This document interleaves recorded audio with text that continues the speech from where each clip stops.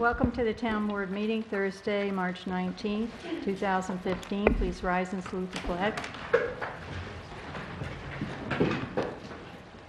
Allegiance to the flag of the United States of America and to the republic for which it stands, one nation, under God, indivisible, with liberty and justice for all.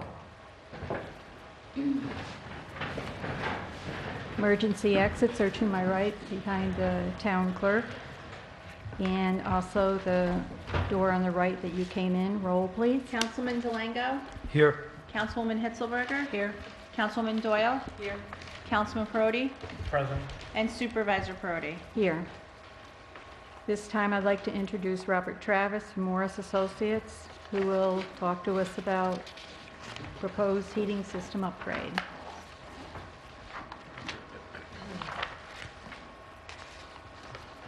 Hi, again, my name is Bob Travis. I work for an engineering firm called Morris Associates. We've done some work for Amenia in the past. I've had the opportunity over the last, a couple of times over the last year to come and explore your building a little bit regarding the heating system and some potential air conditioning.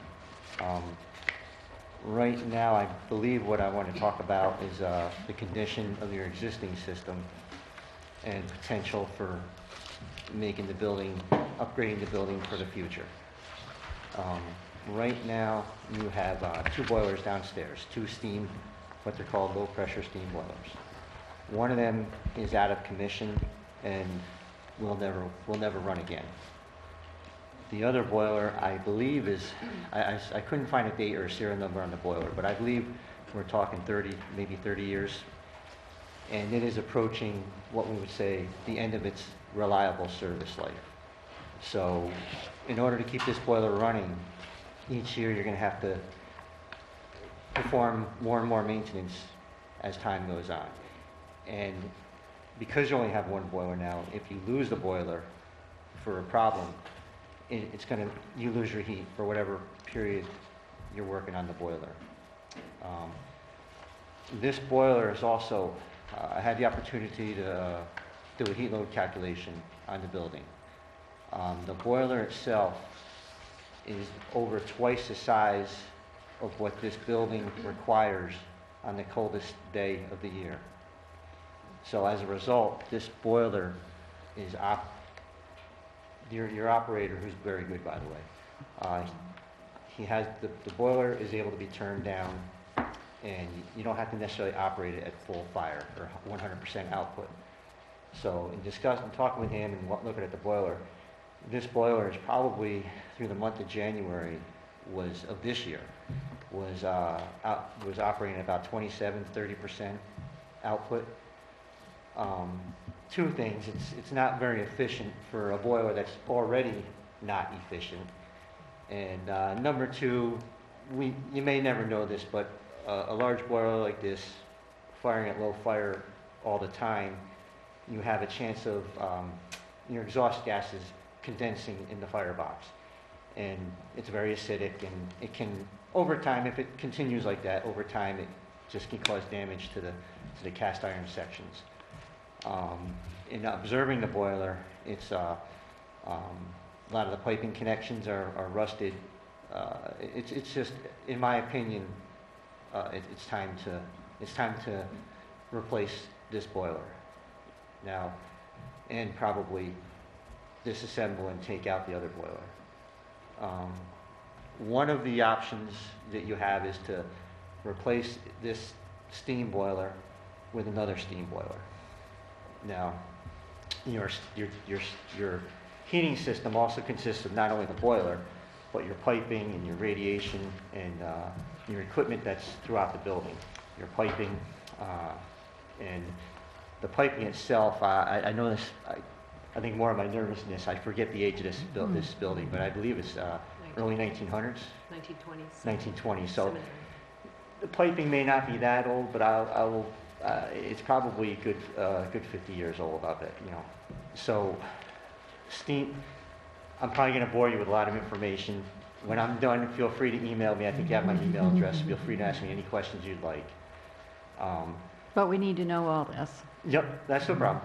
So, one thing is, so you could be replacing an existing system that's, the system itself is also getting to a point where it's approaching the end or beyond the end of its reliable service life. Now, you'd be putting a new boiler on a system that's, it's like probably putting a new engine in an old car. Another option, which is becoming more common nowadays with old buildings, in my opinion, is you can replace this entire system in the building with what we call hydronic, probably similar to what you have in your house. It's a boiler, hot water boiler. It doesn't really boil water. It creates hot water, and the hot water is distributed throughout the building and brought to the radiators, and the same similar terminal equipment that you have now. What this would entail, though, to do this work, is you'd be replacing the boilers and you'd be replacing the piping throughout the building, because I would not recommend reusing the steam and the steam condensate piping for a new hydronic system. I believe we could, depending on the steam radiators, we might be able to reuse all of them or some of them. It depends how they're constructed. Some you can use with hot water, some you can't. But what we can't use, and I would recommend installing new radiators in rooms, whatever rooms we can't use radiators. And the internal parts of the heating units that we have, those parts are pretty well gone. Yes, this was built, it was originally a school, obviously, and you have what's called unit ventilators in all of what's offices now. And these unit ventilators are designed for school. There's outside air openings, and they're designed for a classroom of 30 kids or more. And they brought in fresh air during the day while the children are here. Offices don't need nearly that much air. As a matter of fact, by code, you could probably, because you have openable windows in these rooms, and there's quite a few openable windows, that will take care of your required code ventilation. So as a rule, these unit ventilators, as well as the piping, I would remove them and get rid of them. But we could use the outside part of them, we just need to take the interior? No, I Or would, do we have to remove the whole unit? I would, on the units, again, it depends on your budget, but most of these units, because of the steam coils inside of them, they've been beat up pretty bad from natural wear. I would probably remove these unit ventilators. I would recommend removing the unit ventilators and installing radiators. We could distribute some of the cast iron radiators you have now, or we can, I like to use our radiant panels. They're much nicer to look at, and they will do the job better than these units, these unit ventilators. Unit ventilators have a fan in them, and they have a motor in them, filters, and they also have a little more complex controls than you need for an office building. Right now, we have 3 rooms we've been unable to heat with the existing heating units. And we've confiscated radiators from the hallways and hooked them up into those 3 rooms so that we would have heat in there. Yeah, I saw that going around. So but we couldn't use the outside part of the heating unit and just got the inside, or would you have to replace the whole thing? In order, a steam coil is built differently than a hot water coil, and you would not be able to use the steam coils for hot water. So in order to put a new coil in these things, the labor, first of all, purchasing the coil, and the labor required to remove an existing coil and put a new coil in, and controls, it would just be cost prohibitive compared to just removing the unit and installing radiation, a radiator. Now, Bob, with these new radiators and stuff like that, are we going to be able to zone the building out? So if we're not using a room, we could shut it down and Yes. stuff like that? Yeah. Right now, the steam is zoned, but there's control valves on each room, but steam does not zone very well. You probably get a lot of banging and hammering when control valves start to open and close. And unfortunately, what happens with steam, this is why I also recommend going to hydronic. What can also happen with steam on these units is if you have a control valve closing on these units because it's satisfied, because of the nature of a steam system, water will back up in the coil. And if you have any cold air going by your outside air opening, you can freeze this water and pop the coil. And hydronic zoning, hot water, is just much easier to control. It's much quieter. It's more energy efficient, I think, too, from your calculations. The energy efficiency, the gain in energy efficiency will be actually mostly in the boiler room. That's where we'll see that. That's where we'll see the. Rather than using one large boiler to heat this place, if we went to hydronic heat, I would probably break it into 3 boilers. I'd probably have one boiler as a standby, and two boilers could carry the load of the building on a coldest day of the year, design day. That way, most of the time you will probably operate, as this big boiler is doing now, most of the time you will probably operate on one boiler. And the way boilers operate is they get their most efficiency when they're just firing and staying firing as long as possible. When they start to cycle, or in this case modulate down, their efficiencies just go down significantly.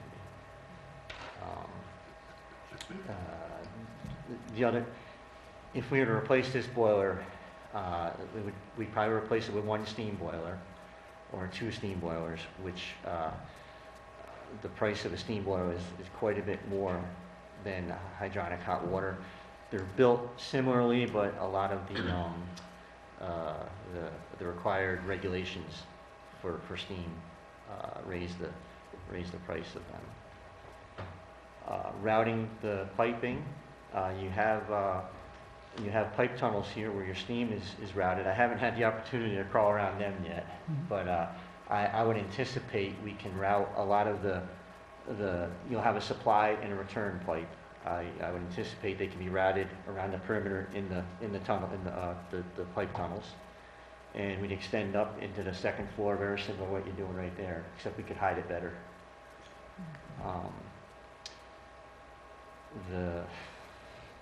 Trying to remember where I was. Controls with hot water and maintenance with hot water is a lot easier. I think you could probably get a little more competitive with your maintenance with a hydronic system. There's not a lot of contractors who know and understand steam systems anymore. I think you guys are very fortunate to have a gentleman who, I guess, worked for the state. Yes, doing a lot of we work. are. In fact, we just had to replace the pump on one of it, and he had to scour the internet, and we finally located the type pump for this particular boiler in Kansas and had it shipped here. Yeah. So, I mean, it's really difficult to get the parts. Yeah. I put some price, I got some prices on, I don't know if you've received my, Yeah. Okay, and I put some price comparisons down, and I can, a lot of, the construction costs that I gave you for the hydronic system came from a couple projects we had performed in the last 5 years, converting buildings from steam to hot water. So it's more of a square footage estimate. If you decide to move forward, I could give you guys a better estimate. I don't know if you guys have any questions for me or. Is there any way we could work in a type of heat pump system or anything to try to get some cooling out of it also? Or is it a totally different system? In the Northeast, heat pump, the heat pump system is basically, it's similar to it looks like an air conditioner. It is an air conditioner in the summertime. And in the wintertime, they use the outdoor unit as a evaporator, if you will, and the indoor unit as a condenser. So basically, I don't know if you realize, in the summertime, you have hot air blowing out of your condenser. What happens in the wintertime, you just switch them and you get hot air blowing out of your wall unit or your evaporator, your blower coil. I have, in the Northeast here, some of the newer, what they call mini split systems, where you see they have small outdoor units and they have wall units inside. The manufacturers have come a long way. Now they can give you 100% heat output at what they're advertising at -5 and 0 degrees outside. I personally, I like to have a secondary source of heat with a heat pump system. So we would need the boiler anyway. You need a boiler anyway, and then number two, your emergency generator then has to carry your electric load that comes from your heat pump.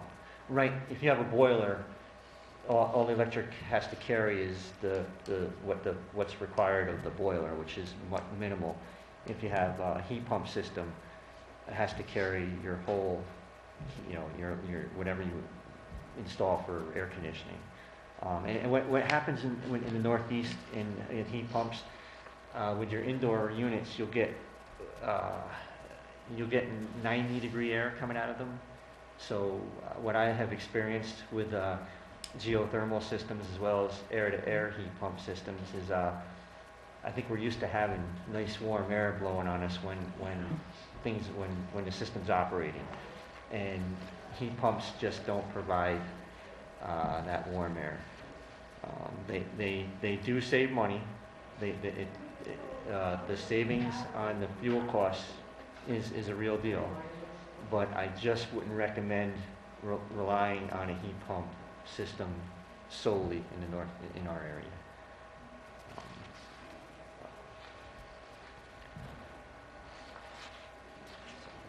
I think I'm not sure if I touched on everything you guys would like to. Got everything.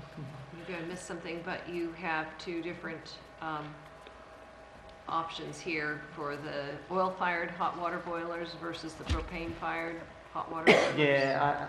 What's the The I mean, I difference. see the estimated annual energy cost. It's more efficient to use or cheaper to run. I wanted to get the propane in there because I'm not sure people hear about condensing high-efficiency boilers.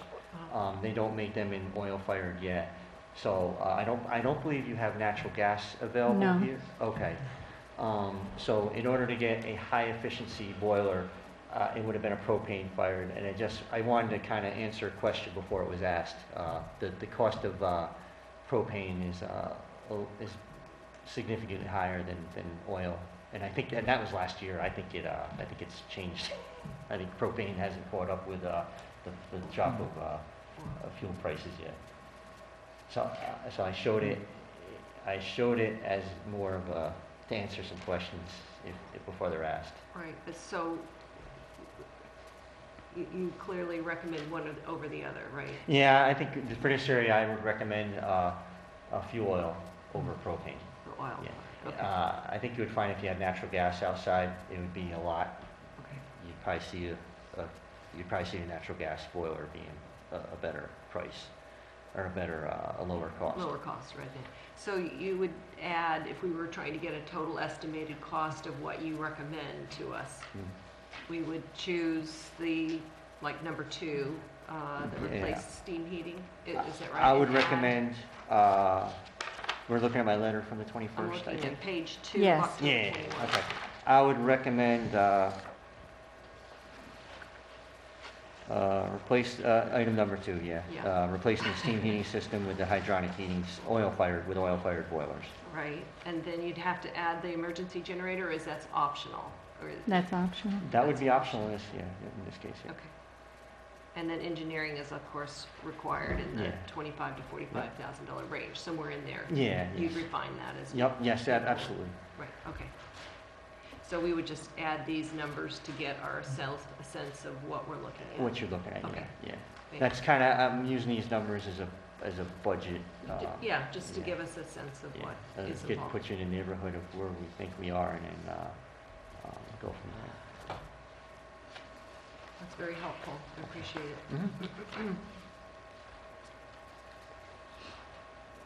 And if I think, like I said before, I believe my name and my email is on there. Feel free to, if you have any questions, feel free to email, or I'll answer anything I can. And if I don't have the answer right away, I'll get an answer for you. And you've done buildings like this before, obviously. Yep, as a matter of fact, one of the ones we just finished was Columbia County Courthouse. It was an expansion, and halfway That's through been the there a long time. Yeah, halfway through the expansion, they decided to, the addition was going to be hydronic only, just because of the nature of the system. And halfway through the construction, they decided to remove the old steam heating system in the original building and add hydronic, increase the size of the new system and add that part of the building onto it as well. I've done some smaller buildings as well, but that's the building that helps me compare it to this building. So. Okay. And that was recent? That was recent, yes. Yep. Construction started 2012 and just completed, I think, the end of 13. Okay. The only thing I recommend is if you have an asbestos survey for the building, there is We one. do have one. Yeah. And We had okay, good. we had the maintenance person from, it's in your office, I think. Yeah, it's in the town clerk's office. When the time, and whoever gets the job, whether it's us or another engineer, another firm, I would have them take. So the next step is an engineering design proposal? Yes, that would be the next step. We'll give you a proposal, and if you feel like you have enough information to move forward with one system over the other, that would be the next step. If you want some more data other than this letter and my talk up here, I could probably give you some more specific information which will help you make the decision. Because it's a pricey decision, but this will carry you for the next 30 to 50 years. That's the. And what time frame would you need if we, to make a decision? We would obviously want it installed before next year, right? Before the fall or winter sets in, or what lead time do you need? The time frame. I think in order to get it installed, by the next heating season, I think an engineer would have to probably be in contract doing a design as soon as possible. And the biggest, actually, and it's not the design that's the longest term, it's the bidding process. It's the contract signing, the bidding process, and then the bidding process, then the contract signing can sometimes take a month and a half to 2 months alone. But what are your feelings on alternative fuels? In terms You know, of, like pellet-fired boilers, or you know what? I just, for the first time, I've been ignoring it, and I think for the first time I have a little program that I come up with my heating costs, the fuel costs, and I did it for a wood-burning boiler, and surprisingly, I used $150 a cord, and it was surprising how low the cost was, and I can get you that information. That's out of the box for me for an application here, but it surprised me. I didn't do pellets yet, okay. But I did wood. But one of the things you have to do with pellets, I had someone come here who actually works for a company who sells the pellet boilers. You have to store the pellets outside in a special container, similar to one of those, I don't know if you've seen on the farm, those metal like buildings that hold corn. Miniature silo. Yeah, like a miniature silo. Okay. Because you can't keep the pellets inside because they emit carbon monoxide gas. So that's what he explained to me, because right now, that's one of the things the governor is encouraging is biomass, using the pellet boilers. And you would have to store them outside in this container, and everything is automated. The pellets would, come in and automatically go into the boiler. And I think with a lot of the alternative fuels, I've just been involved in I've designed one geothermal system, and with alternative fuels, they are the real deal. They do save money, but on that week of January or 2 weeks of January, in terms of heat pumps, they just you can't go on a night setback. You can't lower the temperature at night when you leave because they're not strong enough to pick up the building in the morning. And for pellets and wood, I think you still want that second, an alternative source of heat. But it was surprising about wood how cheap it is. I don't have the numbers. I can get them to you if you're curious. What do you think the backup is needed if you think you won't be able to get a cord of wood, or the pellets aren't available? I think it's maintenance. In my mind, it's maintenance. It's higher maintenance. It's higher maintenance. Things could fail. When you're burning wood, you're creating even if you're not burning your softwoods, you're still going to create creosote. You got then all of a sudden you're talking a second boiler as well, and the cost of wood burning boilers is higher than just an oil fired boiler, and that's why. And then there was, from what I understand, right after the governor created this initiative, to give money back to businesses who are going to use the pellet boilers, a lot of the big pellet companies bought up the bit smaller pellet companies, and there was a shortage because more businesses were going to this. So that's something else you have to worry about. And, just from reading trade magazines, I think the trend I'm seeing is in the larger buildings, they're using they're going with your alternative fuel. Well, I say alternative fuel, your heat pumps and your geothermal, but they also have a fossil fuel source of heat. You always have to have that as a backup. I know that's what we had Okay. where I work. They do have an oil boiler as a backup because they have it's all Biomass. steam, and it's all a biomass facility that they have there where they use they have tractor trailer loads of wood chips that come from a local supplier, and it pretty much heats the entire campus. But it's all steam. But if it fails, we do have the backup oil fired furnace. The good thing about steam, especially when you have a central system, is you don't have to pump it. It's free to distribute. So it moves due to pressure on its own. And a lot of times when you have a central steam boiler system, a lot of times they use that steam to create hot water at its delivery points. So they still may use hydronic where it goes to, but it's cheaper to get that doesn't apply here, and I think I'm kind of rambling, but it's one of the benefits of steam. I don't want you to think it's outdated and not used, but it does have its benefits. And But not for this building. And it's a nice warm heat too. It's 214 low pressure steam is 215 degrees, and hot water will be about 180 on its cold days. And but you will be able to control your hydronic heat a lot better than your steam heat. So this number 2, replace steam heating system with new Close the door. hydronic hot water heating system utilizing multiple high-efficiency oil-fired hot water boilers. That includes all the infrastructure that we would need, Yeah. Yes. but not the taking away the existing units. Yeah, that would be. That would be everything. Yeah. I may have not included some architectural painting. There may be some. When we Some get closer. detail work, in other Some words? detail Yeah, work. Yeah. okay. Yeah. So just for the audience, I think we should tell them Okay. how much we're talking about. So that'll look like somewhere. I gave a range of $475,000 to $525,000.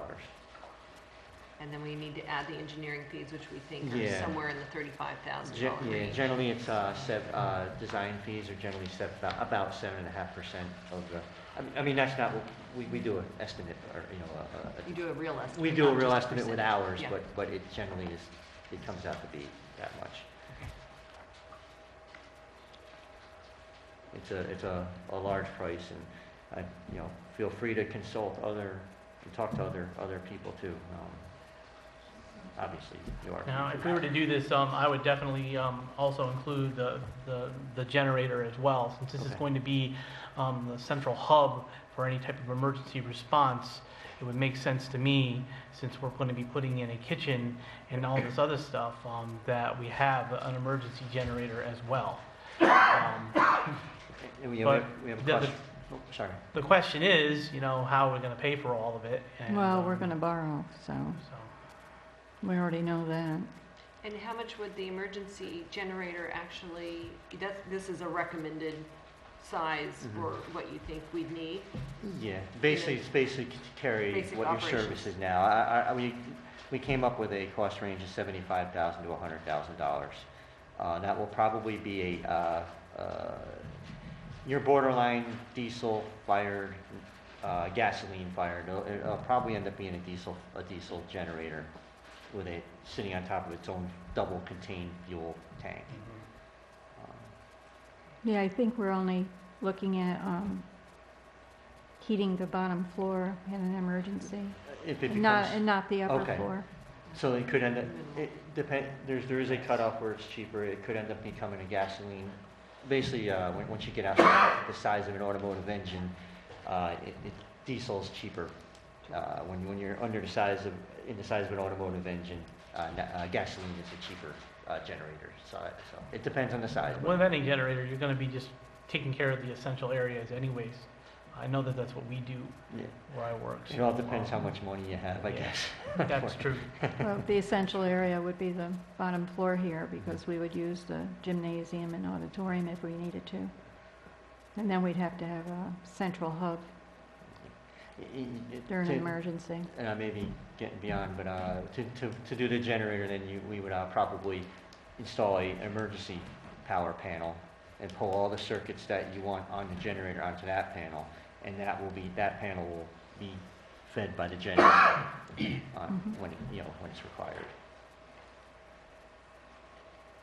Well, that sounds good. Does anyone else have any other questions? We don't have to make a decision tonight. It's a lot to take Yeah. in. I tend to ramble on when it comes to technical stuff too. Well, but we need to know everything that you're rambling about. Okay. Yeah, and that's why, if it's something, feel free to email me, and we'll give you some references too, as it's required as well. Okay, thank you very Okay. much. All right, thank you very much.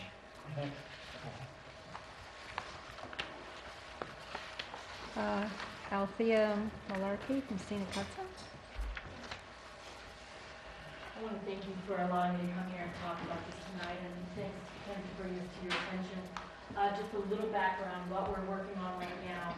There is an entire coalition of municipalities, business organizations, environmental groups, chambers of commerce, individuals who are engaged in getting GE to step up and take responsibility for the next part of its cleanup. As you're aware, General Electric has been cleaning up the Upper Hudson for the past 5 years. They're going into the final phase of the cleanup this year. What they're facing coming up is what's called a natural resources damage assessment, and that's where the 3 federal agencies and New York State assess what has been lost to the state of New York, to the people in the Hudson River Valley for the 40 years we haven't been able to use this resource. And that's a pretty stiff amount of time that you've been facing. What we've learned is the natural resources damage trustees have identified the potential for certain types of projects that could be done under natural resources damages, and that includes taking care of some PCBs that GE is not going to be dredging out.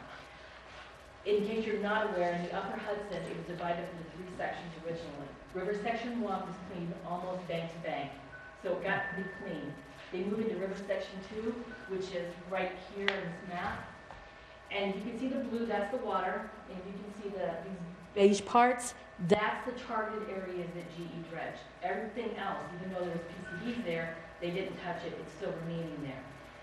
The federal trustees in New York State have gone in and said, all these places where there's red and yellow dots, these are pretty high concentrations of PCBs. They're the exact same concentration that they cleaned up in river section 1.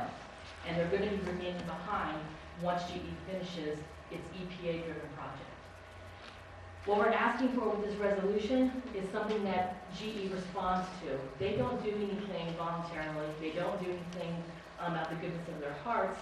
They do things when people are paying attention and asking questions. And what we're asking municipalities in the lower Hudson and the upper Hudson is to say, General Electric, take care of these additional areas of remediation as part of your natural resources damage assessment. The federal trustees have reached out to General Electric. They said, let's talk, let's take care of this. We know that it's going to be efficient if General Electric does it. If New York State has to clean up these areas, and this includes the navigational channel, which is in the upper Hudson, New York State taxpayers are going to be footing the bill for that. And it's in the hundreds of millions of dollars. Canal Corps for 40 years has not dredged the upper Hudson navigation channel because of the presence of PCBs. Last 2013, they finally applied for permits to do it, which means Canal Corps is going to have to build a water facility, train men, buy equipment, come up with the plans, and we pay for that, not General Electric. So what we're asking is General Electric to take care of dredging these 136 acres and dredge a navigational channel, and they can take care of a significant part of their natural resources damages liability. And that's what the resolution that's before you right now. We know that they respond very well to public pressure. They don't respond really well to just asking to do something. What you're doing is something similar to all up and down from the upper Hudson all the way down to New York City. This resolution is sitting on the desks of a lot of places. Putnam County's passed it, Ulster County's passed it, Dutchess County, 6 legislators have written letters, and we're expecting the county legislature to pass the resolution as well. And several towns in Dutchess, Putnam, Rockland, and Orange County have already passed the resolution. And we know it's having an effect. We know that they are understanding that they're not going to be able to just walk away from the Hudson River without significant answering about what their liabilities are going to be. This is going to be a cost savings for General Electric as well. What it would cost them to dredge these acres and a navigational channel while they have a facility, while they have the equipment, and while they have the manpower there, is a lot cheaper than what it would cost the state if they have to take on that responsibility. I know that there were some questions that when Kim was here last time you had about the remediation. Well, I had a question, and then I had talked to several ecologists who were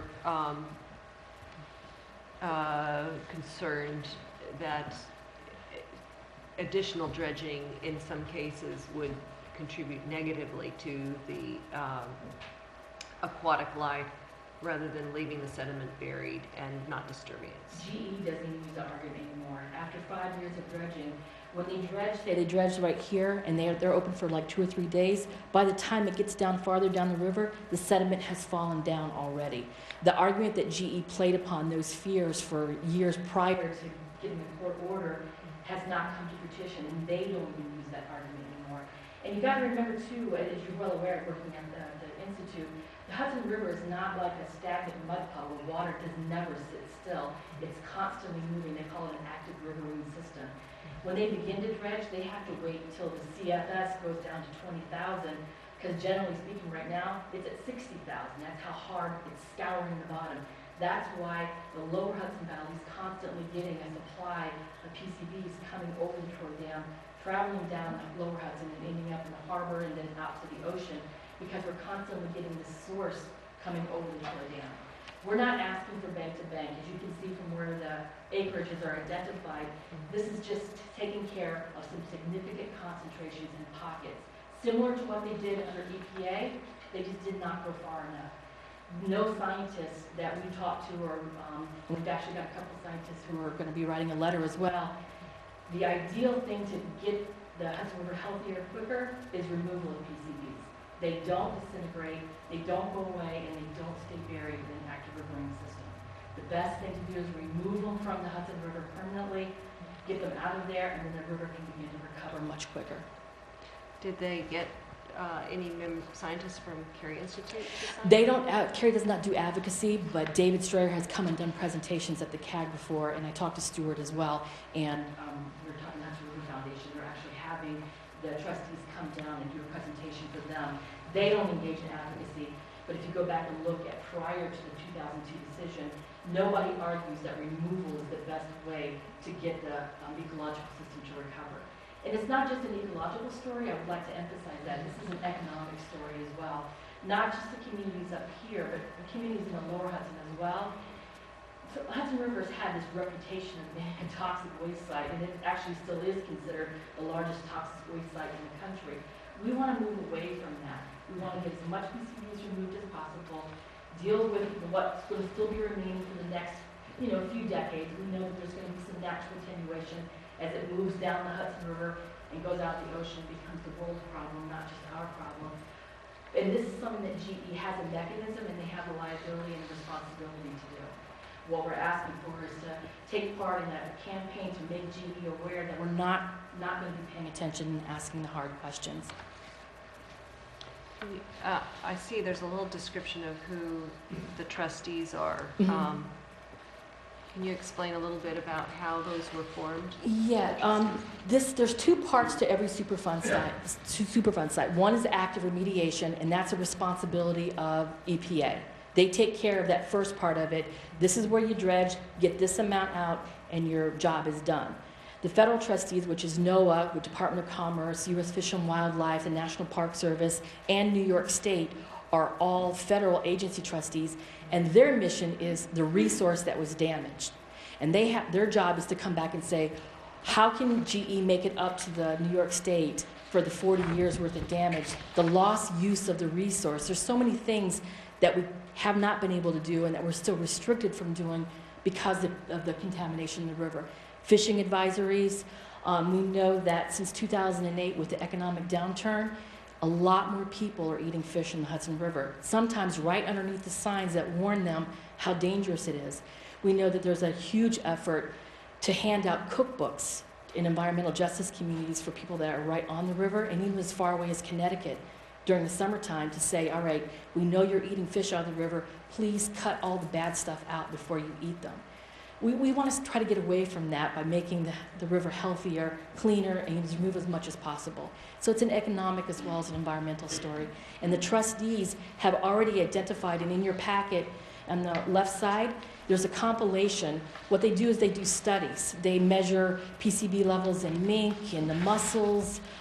David Strayer from the Carey Institute is actually the one that came and talked to the CAG about the importance of having mussels in the river bottom and what they do for cleanup purposes. And they say, okay, because of the damage, because of the insult, which is what they call PCBs, we have to compensate and we have to do projects. They've identified navigational dredging, and they've identified 136 acres as an NRD project. And they're willing to talk to GE about, you do this, and it cuts down a significant part of the financial liability that you're facing. So the missing part of the puzzle here is getting General Electric to do the right thing by the Hudson River.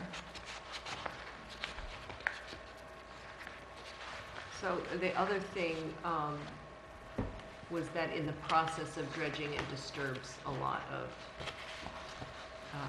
natural activity in the river itself. But I was mistaken at the time that I was thinking that you're saying all of the PCBs would be, you try to encourage them to. No, very targeted areas.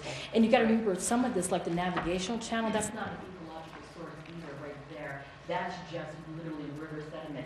And if you ever want to see something really remarkable, River Section 1, where it was actually almost bank to bank, and they dug up almost the entire top 8 miles of it, what it was 7 years ago and what it looks like today is incredible. The bats nests are proliferating. The birds and the fish populations have resurged in River Section 1, and the toxicity levels have gone down even sooner than what they expected because so many PCBs have been removed. So the toxicity would be dramatically decreased with the proposed Removing removal that you additional- have? Yeah. Like what kind of percentage would We we talk don't about? know. We just have no We don't have it included because we're still waiting on those numbers from the current cleanup. What we do know is these areas that you can see that are red and yellow, they are already recontaminated areas that were dredged. That's also a concern. They're like I said, they're not buried. Boats are traveling up and down, and the water itself is constantly active. They call it a scouring action, especially during high flooding events. During Tropical Storm Irene and Lee, a lot of the areas there had flood mud deposited on the land. There's a ball field in Fort Edward that during summertime, sometimes they have to cancel the games because the water comes up and deposits PCBs, and they couldn't play on the field because that's how much napple was in the water there.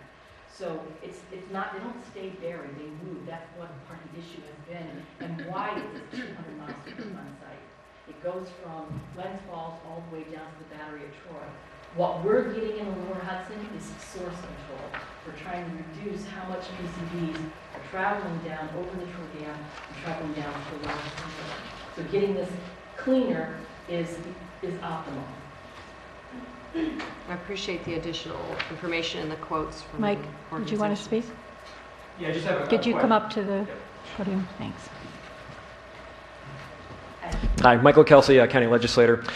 Question, there's 3 slivers of the river there. Could you identify which sections of the Hudson that is? And the second part is, where are the local governments, counties and towns up there? Are they in favor of this project? Yes, I'll speak to that first. In the Upper Hudson, you have 3 counties that are directly involved in this, and they have formed something called the Historic Hoosick Hudson Partnership. And it's actually sort of a very interesting phenomenon up there. Every single month, every single county legislator, every single county supervisor and mayor meet once a month, and they have come up with a 3-county plan, economic redevelopment, and a lot of it is based on how excited they are about getting this clean. Just in January, we hosted a PCB informational forum at Marist College, and County Executive Molinaro came, and he met some of the county legislators from the Upper Hudson who came down and said, "We cannot thank you enough for being so active on this. Though you guys aren't going to get active dredging or anything down here, the difference it's made in our communities up there is really remarkable." And anyone have any memory of what it was like when the project was first proposed? They did not like us up here at all. They thought we were coming up there and getting in their business. They stood up at a meeting recently with EPA, the governor's office there, several congressional representatives, and said, the only people that have been fighting for us up here are the municipalities and the communities down in the Lower Hudson, and we cannot thank them enough for keeping on this. So yes, the Historic Hudson Partnership has already passed the resolution. That's about 67 municipalities. So our goal down here is to get 100 and bring that to the attention of the governor, bring it to the attention of the trustees, and definitely bring it to the attention of General Electric. They count on people not paying attention or understanding what's at stake or what the next steps are going to be.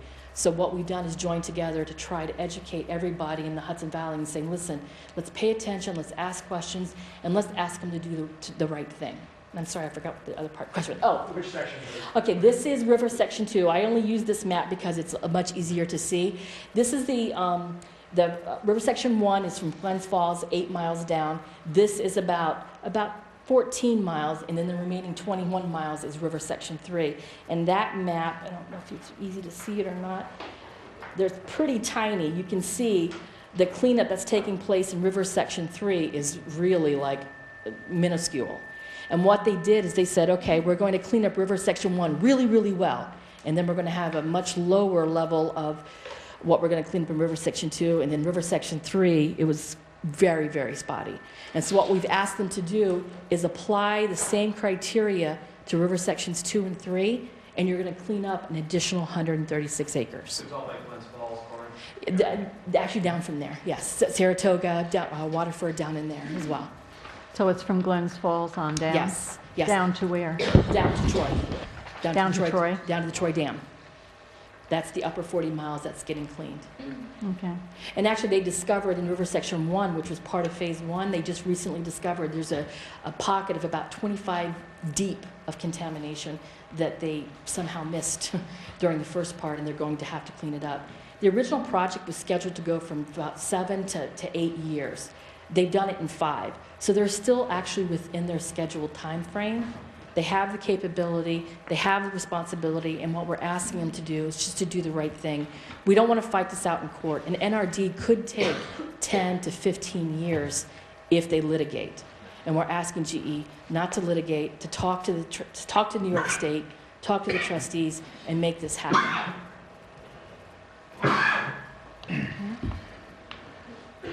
And I also included in there some recent press release that we did. As you can see from the date on there, we've been calling for this since 2013. So it's not something that's brand new, and we do have a lot of other information if you're looking for, especially for science information, because that's something that this cleanup really does pride itself on. This is not politically driven, this is not environmentally driven as much as it is science driven. What is the best thing for the Hudson River and the communities that depend on it? Okay, thank you for coming in. All right, We'd and like a chance to read through what you brought us. And again, if you don't, if the sample resolution is something that we gave you just for some verbiage, change it however, if you're willing to talk about and pass this resolution, you could change the language, how it reflects your comfort level. And we also have had some communities that have passed, instead of a resolution, they wrote a letter from the municipal board. They just did it that way instead because they were more comfortable doing that. And you could do that as well. Thank you. Thank you.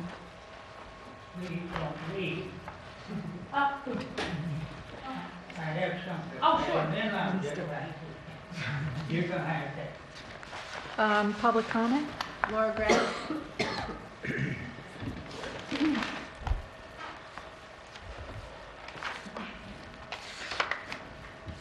Hi, my name is Laura Gray. I live on 23 O'Hanley Drive in Amenia. I'm here to see about getting a speed limit sign put on our road. I live on a cul-de-sac.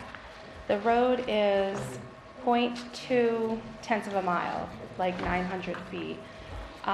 We have a problem with people going very fast on our road. I found out that our sign for our speed limit would be what it is on Powder House, so it's 30 miles an hour without a speed limit sign on our road. Going 30 miles an hour on a road, that's a problem. We have children, people walk, we ride our bikes. It is a cul-de-sac, and that little bit of stretch there, you have a house directly at the end. If your brakes don't work, you're going through it. It's not like woods or anything. So asking the town to see if we can put a speed limit sign that's lower than 30 miles an hour for the safety of everybody who's there. That's what I'm here for. What speed would you suggest? I would suggest anything under 20.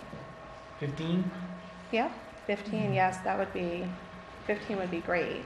And I live at the end, so I'm the second, it's just me, 1, 2, and then the last house. So I see everybody coming past. And when they go 30, it's pretty fast on that little bit of road. If it was a through road, I would say 30 miles an hour, but it's not. Yeah, I know that on campus we have a speed limit of about 15 miles an hour. I think that would be, more than adequate. For a dead end. For a dead end road. Yeah. So that's what I'm asking. Stan? Oh, hi. I did talk to Stan. He did put a sign for me, a dead end, children at play, but that hasn't done the job. The state, they're the ones that tells us what to post them. In that area, they told me to post a 30 mile, or I think it's 30, right? 30 mile. That's what Powder House is. Right. So. Area speed limit is 30, like Depot Hill, all the areas 30. And I've been told many times they never go below 30 unless it's a school zone. The state tells us what we should Right. put on our Yep. roads. So that's the engineer Chuck Walters. Chuck Walters, you can start with them. So It what goes to signs do we have there now? We have a dead end, and what else? Do we have a children at play? Children at play, dead end. So I had a similar request for, that's come up before, and I think if we got Chuck Walters to come out and look at both situations, maybe that would be helpful. It's the old situation of when you go under the railroad bridge on County Route 81. that it's hard to know who is coming through that Yeah. tunnel. Oh, the steelworks, by the Right, steelworks? yeah, if you're heading towards Cousins Mini Market, then you have Steelworks on the left, and then you would pass under the railroad. And right there should either be yield or stop signs on both sides, or a mirror that helps you judge who is coming around the corner. So that's always a little, That's a county though, right? Yeah, Right. county. Our speed limit signs have to be approved by the county and the state. See, but ours is not a throughway, if, you know, that's what I'm asking, oh, sorry. So the difference is, ours is not a throughway, it's a dead-end cul-de-sac. That's, you know, if it was a throughway road, that would be different to me. I mean, so I don't know what we can, it's a dead-end cul-de-sac, you can't go I yet. think you just have to make your case that you want the speed limit lowered, and then they decide Yeah, if that's- it meets the criteria that they have. Yeah, so that Would it be helpful for Laura to go out and get signatures from everybody on the road that we could send to Chuck? I think they make their decision pretty independent of what the average person wants. I mean, I could be wrong, Victoria, Yeah. you put out a request to lower the speed limit recently. Well, we have to do a resolution for that, so we have to revisit that anyway. But this is a town road, right? Yeah. It is. Does the state help you clean it? Do they help you fix it? So, you know, I mean, I don't understand, you know, why we have to reach out to the state to tell us what the speed limit should be. Because they're in charge of speed limits. I mean, I'd like to look into that and let them clarify that. Chuck will be happy to tell you. Yeah. It's his But it prerogative just, you to tell know, us. it doesn't make sense. Well, I think what they have is engineers who have specific criteria, as I recall. And so they take into account, you know, just because an overwhelming number of neighbors say they want the speed limit lowered for X, Y, and Z reasons, they say because of the sight distance, because of his own criteria, the road looks like a throughway, so therefore if you put the speed limit low, the average person doesn't necessarily look at the speed limit and they could be trapped, and there are whole kinds of criteria that they look at independent of what the residents want. And does that make sense? It's a town road. It's a town road, but they That, have but the I guess that's authority. what I'm getting at. I mean, again, it's Amenia. I mean, who knows what's better for Amenia than the people that live in Amenia? I mean, we have New York State telling us that we can't lower the speed limit on a road that could be dangerous.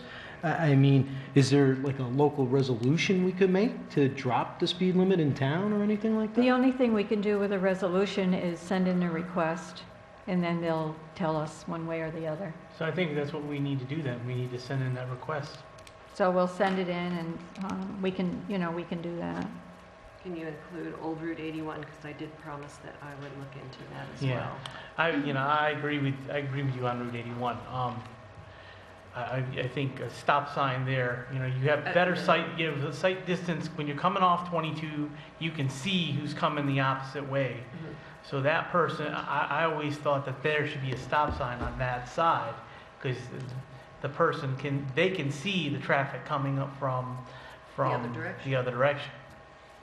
It's the people that are coming from Old 22, Should have the right of way. they can't see that car that stopped at that stop sign if there was a stop sign there. You know, Right. I think. I honk the horn when I go underneath it. Yeah, but it is blind trust. Yeah, it You is. just It is kind of- blind. Well, we can work on a resolution and, you know, to send a request in. I mean, they're going to tell us. What we should put. Yeah, they're going to tell us yes or no. Okay. Thanks. But we can send, you know, we can do a resolution, send a request, and I do have other requests. I remember when we posted My Gat Road, the state came out and told us it was either 35 or 40. Mhm. Then after a few years, we blacktopped it. And well, I'm not going to mention it. Somebody came to my office that lives on that road and says, Stan, the cars are going too fast. We got to get the speed limit lowered. So he was sitting right in my office when I called the state. And I told the state, we just blacktopped this road. Everybody's going too fast.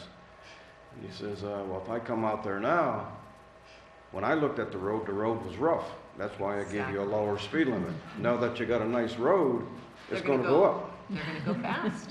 And then you have Exactly to what they put the told me. appropriate speed limit. Just asinine, Yeah. you know, but So we left it alone.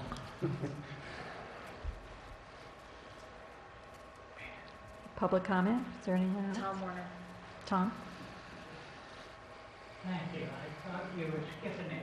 No, I wasn't skipping anybody. We were just doing one thing at a time here. Oh, okay. Tom Warner from Amenia. Everybody knows me, and I know most of them. So,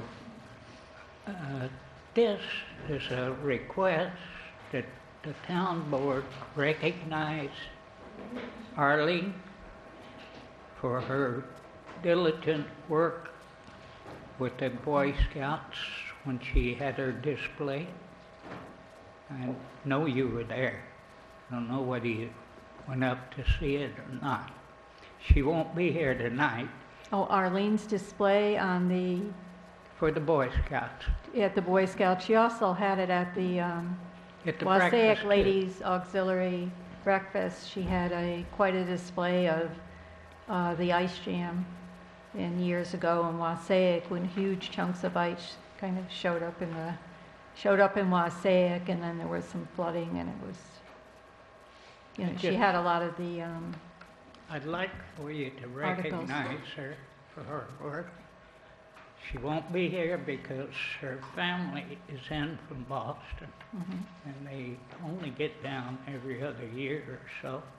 So I'm sure that that's more important than this. Yeah, well, she's done a wonderful job for us as our historian, and I was very happy to see that she brought the history to two different events and shared it with local people who might not have known about, you know, the ice event in Wassaic in the 50s. So that was bringing the history out to everyone, so everyone That was will real know it. life history. Thank you. Is there any other public comment? Mike, yeah.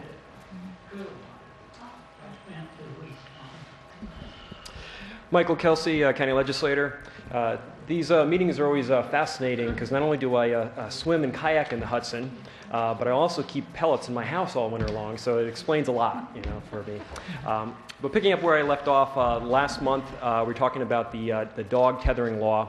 The county legislature considered it this month, and there was for whatever reason, there was a rush to try to get it passed. And I was making amendments, and luckily was able to hold it off another month because ultimately I think it is a good concept of helping dogs, you know, humaneness, and the concept behind this dog tethering law is to create restrictions on you can't have a dog outside after dark, can't be more than 12 hours tied or chained to a tree or pole or pulley system, and it sets restrictions as far as the size of the collar. And some of this sounds to be good. But the law itself, which is modeled after what Ulster County passed, has some shortcomings. One of it is the title of it is companion animals, but then it only talks about dogs. And one question that was asked, and I think Councilwoman Hitzelberger brought it up last time, is what about farm dogs? And what about work dogs, hunting dogs? And the SPCA, who's very behind this law, said, well, they're excluded, but it was not mentioned anywhere in the local law. It just said all dogs, and that's something that needs to be spelled out. Beyond that, not just farm dogs, you know, my concern is that some people get dogs for many reasons, you know, pets, but also some people get them as watchdogs. The whole idea to watch their house. My aunt and uncle was robbed in New Haven, Connecticut, and they got dogs right away. You know, you think of somebody who feels victim of domestic violence or stalking, they may want a dog out there just as a sign of protection. So I think, and to think about it, dogs different breeds are designed for cold weather. So I think you really need to respect the individual owner.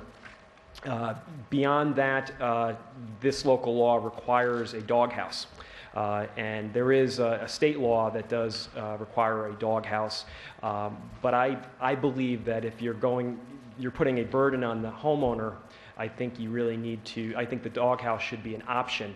If they get a doghouse, then you can keep the dog out later or whatever because you're providing some kind of shelter from rain or the elements.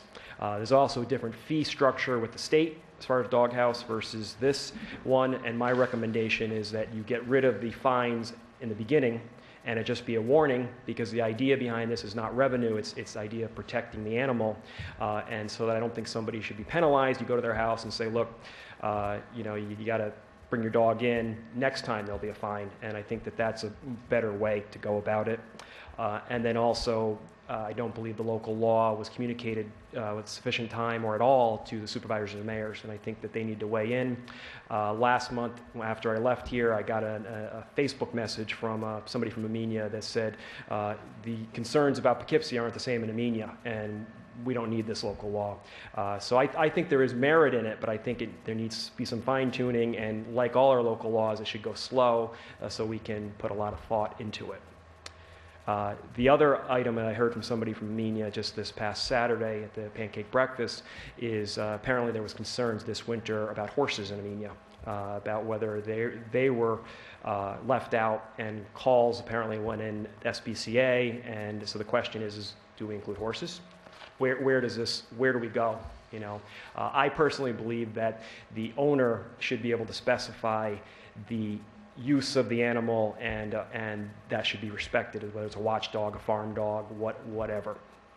Other concern I have, lastly, and then I'll move on, is that my concern is that if you create this law and police officers walking down the road and here's a bark in your backyard, does that now give, and it's after dark, and maybe you got home from work and let the dog out, it was only out there 5 minutes, does that now give probable cause to allow the police officer to enter your property? And does that somehow affect the Fourth Amendment right of property and against search and seizure? An issue that I think should also be addressed there. Questions on that before I move on? Okay. Talking about local laws, we have two that were laid on the desk this month, so we'll consider them in April. I've read through them. I don't have all the answers on them, but I present them so questions generate. The first one in jest is to save the 4th of July, and that is to allow sparklers. And the governor has passed a law or a budget that outlaws sparklers in New York State, and this local law would allow sparklers to be legal in Dutchess County, and I think most of us who had happy childhoods would agree that's the way to go. The second local law is to set up a energy loan fund within the county. And the way it works, and I'm not fully sure of all the details, is if you have a project at your house, putting in new windows, new doors, a boiler, something that's going to improve energy efficiency, you could get a loan from the county and pay it back over several years through your property taxes. The benefit of this, which I'm excited about, is because now when you pay property taxes, that's tax deductible. And I just replaced half my windows last year because of this energy tax, and now I'm saying, wow, I had to pay that out of pocket, I could get a tax deduction. I don't know where this money comes from yet. I also don't know who qualifies, and if you have limited money, how does this project go versus this project, who decides that? I don't know if it would be first come, first serve, but that's a local law that's out there, and we're going to sift through it this month and perhaps other months as well. Question or no? Interest rate? Oh, give the interest rate. I don't know. I'm sorry. Yeah, financing it, we want to know what the interest rate is. Okay, right, and the thing is the other issue is this government's role, and are we competing with banks? I mean, it's a good idea that, but these questions all, as far as figuring out. We'd be all for energy efficiency and help with that, but what's the logistics of all that? Yeah, and then are we in the business of, I don't know, but we'll see where it goes. We adopted the Agriculture and Farmland Protection Plan. I had an article on this. I've resumed my columns. I know the Millbrook Independent's carrying them. I don't know about the Millerton News yet, hint, hint. But it's also on my blog, legislatorkelsey.com. But the Agricultural Farmland Protection Plan, it's the first time it's been updated since 1998. And the general gist of it is that farms are in good shape. We have 600, I see some of you have it there, 678 farms are active in Dutchess County now, and farming is up. We also have so much land conserved, which is a good sign. And this is the best farming's been since 1974. So it's all good signs. As far as the future, the plan suggests, and because it's passed, will go into place, of setting up a committee that the county executive would assign of farmers that would report regularly to the legislature and the executive on policy issues, and also have somebody called a agricultural navigator that would help to implement some of these ideas that are in there. Growing tourism, helping the young farmer, training tax assessors on farm issues, which are all, there's about 20 goals in the plan. It's a really good plan. So I see many of you have it there, the introduction on it. It's good. I was at McEnroe Organic today when Mark signed it. Oh, good. Good. Yeah. It's a good thing, and especially for our district out here. Also, we have one of my favorite topics, mental health. There's been some good programs there. Mental health services have expanded, and by that, we formed a public-private partnership. And if you remember when St. Francis Hospital was into bankruptcy and there was the two hospitals that were arguing over who was going to get it, put in competing bids, I wrote an op-ed saying, whoever it is, we need better services. Westchester Regional Medical, which acquired the hospital, has come good on that. They have entered an agreement with Dutchess County, which will allow a number of things, but it's an integrated service. In the county for 2 years now, we've had what's called a mobile crisis team. And this is a group of social worker, a counselor, and they're ready at any point. If somebody is in crisis or near crisis, they will go out and help that person. And it's mobile. It's got good results, but we've only had it from 8 to 8 on Monday through Friday, and from, I think, 8 to 4 on weekends. Under this agreement, this collaboration contract, Westchester Regional Hospital is going to pay the county $520,000 a year to increase that mobile response team to 24/7. So that's good, round-the-clock care. There'll be a team ready to go anytime there's an emergency, chemical dependency, and addiction, anything. They'll be ready to go out. Secondly, what it does is we have our helpline. That's our 24/7 emergency mental health hotline that you can call for an emergency mental health or chemical dependency emergency. That they will now manage a database that will be shared with the hospital for those patients that are publicly funded. And so this will allow the hospital and the county working together in an integrated service rather than being two separate silos. And thirdly, the county will now have a social worker and 3 social workers assigned 24/7, well, 2 of them 24/7 to the hospital. One will be in the ER and will be helping to find people who maybe inpatient hospitalization is not for them and link them to community, but also help the backgrounds that maybe the ER doctors aren't familiar with. The other 2 will be up in the unit, and they'll help with discharge planning, and they'll help with integration. So all around, it's a really good thing, because now you have the hospital, which has the psychiatric unit, and the county, which has the authority managing, are now working hand in hand, and it's a really good step forward in the right direction. And I think that's all I have for this month, unless there's any questions. There was a tour, I'll tell you what, postscript. There was a tour of the temporary housing units this morning, the pods, outside the jail, which I believe means that they're getting ready to open them. My guess is April-ish. So that's coming along, and hopefully our inmates will be brought home soon. I'll probably have more to update on you next month. Nothing else? Thank you very much, and I'm going to go buy some plants to get rid of that carbon from my pellets in my house. So, thank you. Okay, is there any other public comment? Okay, supervisors report. There was a letter to the editor about parking on the sidewalks. I'm not sure why I didn't get the message, but I did announce at the town board meetings and put a notice on Channel 22 to follow the snow ordinances and not park on the sidewalks. The sheriffs have been asked to ticket in both instances, but there are a few chronic offenders who do not care about the condition of the sidewalks or whether people need to use them. We'll continue to monitor it.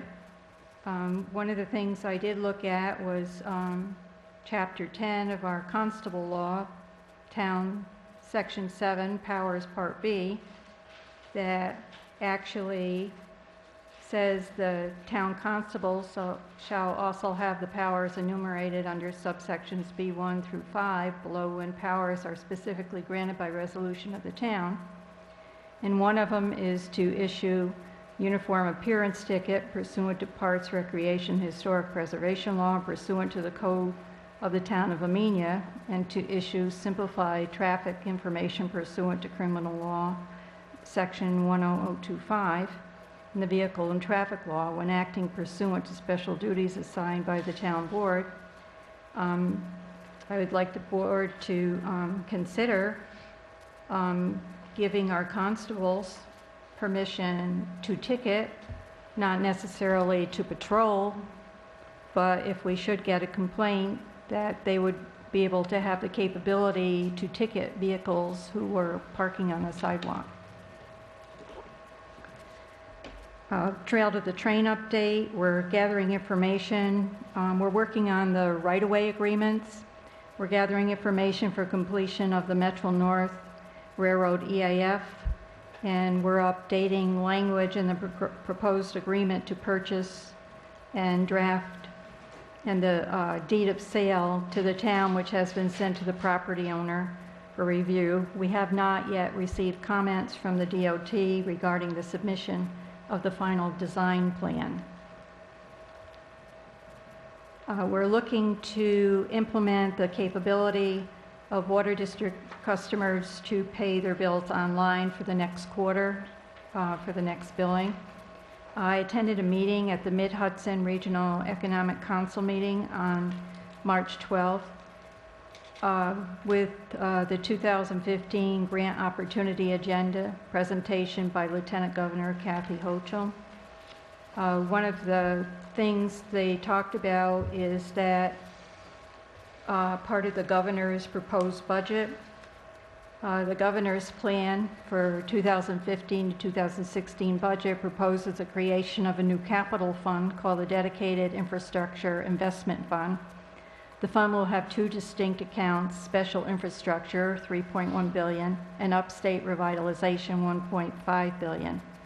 A third reserve account of $850 million is established that rounds out the $5.4 billion spending plan for the settlement funds. 3 regions have been chosen. One of them is the Mid-Hudson region. Businesses, municipalities, and nonprofits will be eligible for this pool of funds. And they made it very clear that, that New York City and Long Island are not included as eligible for this pool of funds. They're specifically for these 3 regions. So when we will be looking at all the categories to see if any of these funding opportunities meet the needs of Amenia, to see what we can apply for through the consolidated funding application, which is a general funding application that you have to complete and where you're in competition with several different types of grants. And that's all I have.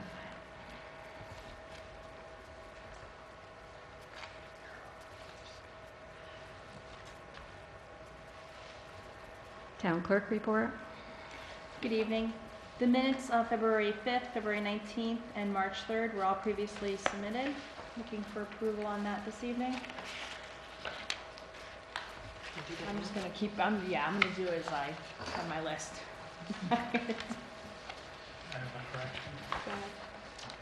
Just put that next to mine. And Mike, I did make the correction on the last page noting a member absent. Instead of nay, just be absent. So I made that change for Mike. If you're gonna make changes, there was one thought that I had, but maybe I didn't make the motion. It was to exclude, to What day set are we the, on? I'm sorry. I can't remember. Would they, On the top, it'll tell you what day. I know, but I'm looking for the actual set of minutes where I saw the change that was recommended, probably March 5th.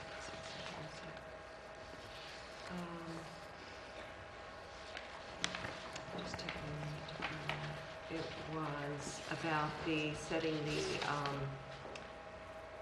the per diem allowed oh, for Yes.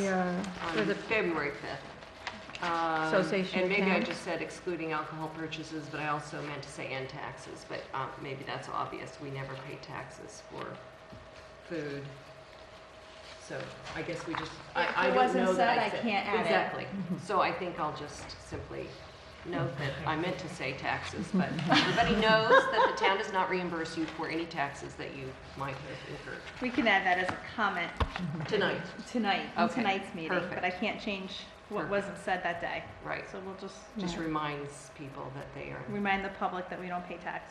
that Okay, do you the- want to accept the minutes, or? I make a motion that we accept the minutes of Thursday, February 5th, 2015, February 9th, 2015, and March 5th, 2015, with the corrections noted. Second? Councilman Delango? Yes. Councilwoman Hitzelberger? Because they're all together, I have to abstain. Councilwoman Doyle? Yes. Councilman Prody? I wasn't at one of the meetings either. But We've all read the book, so I can't tell you how to vote. I just need a vote. Okay, so we have, Do you want to? do you want to abstain? yeah, I'll abstain. Why not? That's right. Redo the motion. No, that's all right. That's okay, we're Supervisor done. Prody? Yes. Motion still carries. The annual renewal of the Corpro contract for the Water District. May Jones met me on Thursday after their meeting. I emailed out to the town board on Friday, March 13th. The Corpro, the Cathodic Protection Corrosion Control Systems, the Water District met, and they are seeking the approval of the supervisor to go ahead and renew this annual contract. I That's told for her- the water tank? So I told her that, yes, for the water tank manager. So I told her it had to go before the town board just to authorize the supervisor to sign the contract. So we need authorization for the supervisor to sign this renewal. That seemed like that's what we have to do, right? It's the We same have one to every- do that. Yeah, that's what they use to clean it. I make a motion that we authorize the signing of the Tom, contract. please. Thank you. Go ahead, Vicki. Authorize the signing of the contract for, what was the name of the company? Corpro. Corpro, thank you. Let me just look at that. For Corpro for maintenance, cathodic protection, corrosion control, and inspection of the, looks like a tank, water tank for the water district. And the amount is for $1,280, and we are required to have that done, so it's just renewing our contract. Second? Councilman Delango? Yes. Councilwoman Hitzelberger? Yes. Councilwoman Doyle? Yes? Councilman Prody? Yes. And Supervisor Prody? Yes. Just to update the board that at this time, I've not received any applications for the open volunteer positions of affordable housing, enhancement, wastewater, and CAC. I'd like to remind all of our town residents that these positions are open continuously, but at this time there are open vacancies, and I'd encourage our residents to volunteer. I've been in correspondence with BAS regarding online dog licensing proposal. At various times I've spoken to the various board members looking to get online dog licensing. In tonight's packets and what was circulated via the email, this is a quote that was provided to me from BAS. The online licensing would cost $1,000. The system configuration, installation, and training, that would be a remote training, would be $240, and an annual software host maintenancing fee of $400. At this time, I'd like to know if the board would like to move forward with adding this new service to the town clerk's office. First question you're going to ask me is what line am I going to budget this out of? And I can tell you that due to a scheduling conflict, I submitted that I'd be attending the annual conference for the New York State Town Clerks, and unfortunately, due to the weekend that it is happening, I'm not able to go. So that's the line I'd be taking it out of, is my own training line to make this happen. You know, I think this will be a great asset to the office. I know it's the way of the times of having everything available to pay online. I know we're looking at making other departments available to pay online. Currently, you can pay your taxes online. You can pay any of your other fees that I have in the town clerk's office online. This is a separate system. This will work with the current BAS system. So, you know, Mike, you want to update your dogs online, it's midnight at night, and that's what you want to do. You can sign into the website, and as long as your rabies information is up to date, you put in your name, search your dog, and you pay the fee. The convenience fee of paying with a credit card online will be the same as it is now. The user will be responsible for paying that convenience fee. So that's, I mean, it's the same way in the courtroom, and it'll be the same for any of our utility billing. The user who's using the credit card encumbers that fee. How many dogs are licensed in the town of Amenia? 400 and... I'd have to get the exact number for you. 400? Say 400. And how much is a dog license? $12.50. So we 400 really times need to- 12. And then it's $11.25 if you're a senior, $20.50 if your dog is not spayed or neutered. I mean, I understand the convenience and everything, but $1,640 for the first year investment, do we collect that in dog licenses? No.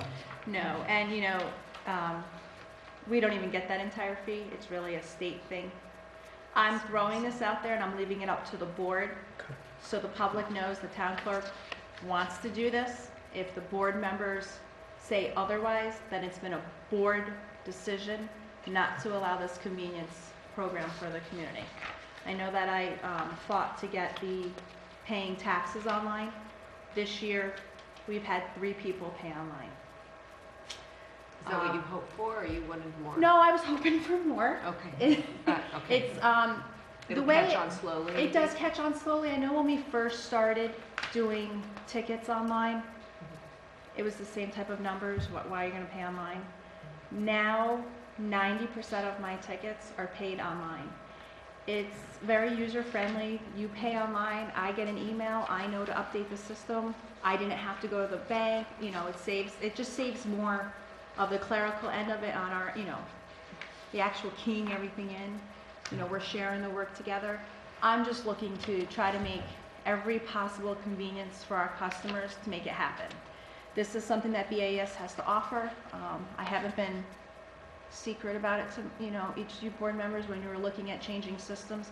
I was the first one to jump off, and I found that there to be another town clerk system that would have been more user-friendly, but since this is the program that the town is using for other offices, building, and bookkeeping, I'm kind of in water. I'm kind of at liberty to only present to you with what our current operating system is. Now, the $400 that you've collected isn't necessarily all that we can collect, No. because there are people out there who haven't licensed their dogs. There are hundreds of dogs that are not current. and up to date. I've been preaching that since day one.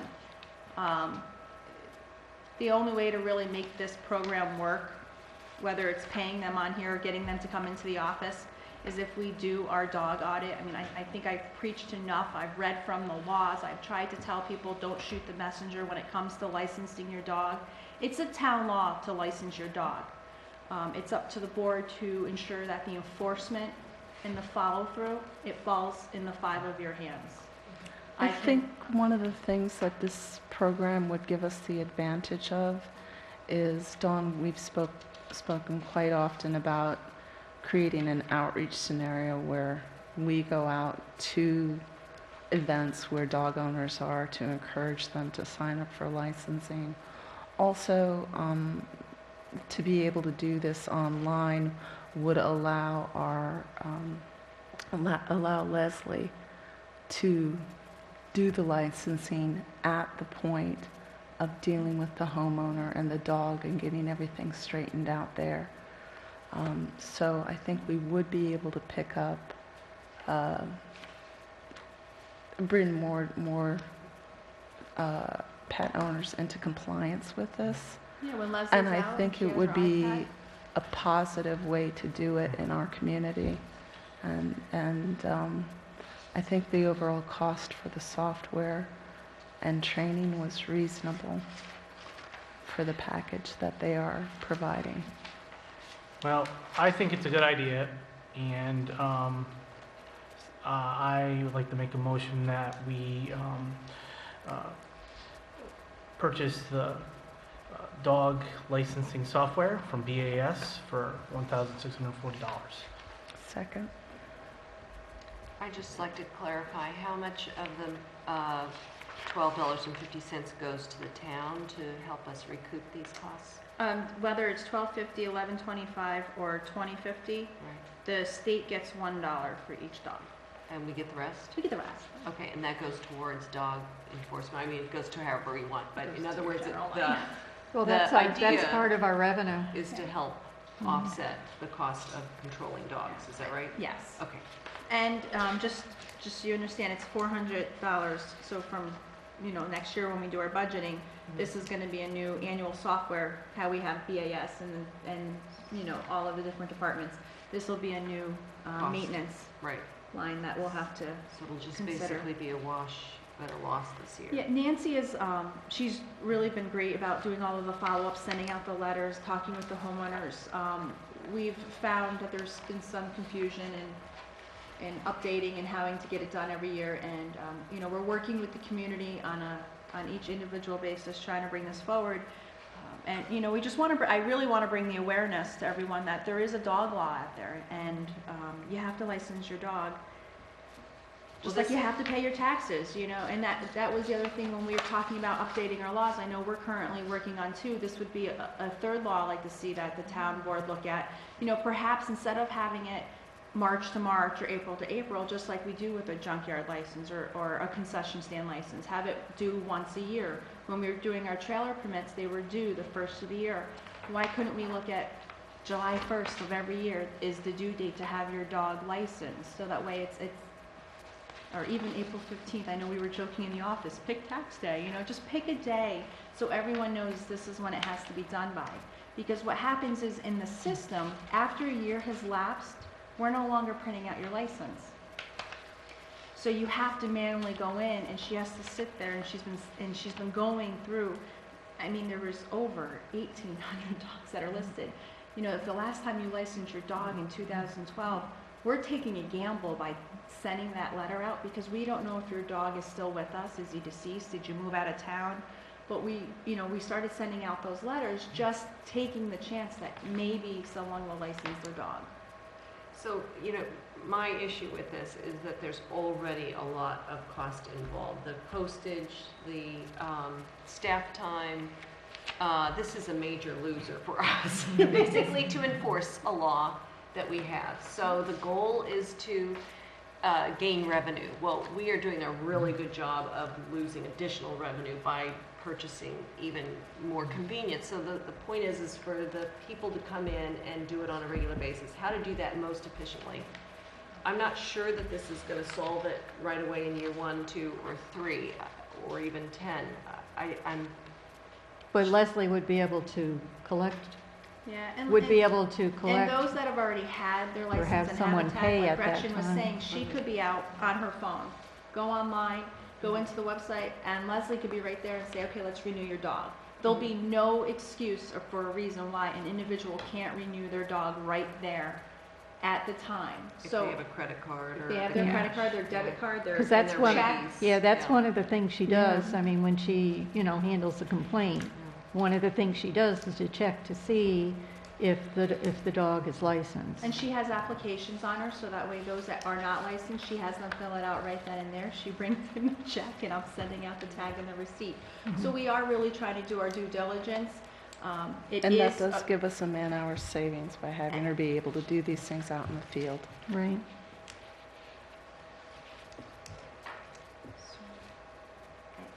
with you, Councilwoman Oh, Doyle. I'm sorry, I'm gonna vote no. I'm Okay. still unconvinced that we're gonna meet our goal of increasing revenue for the town.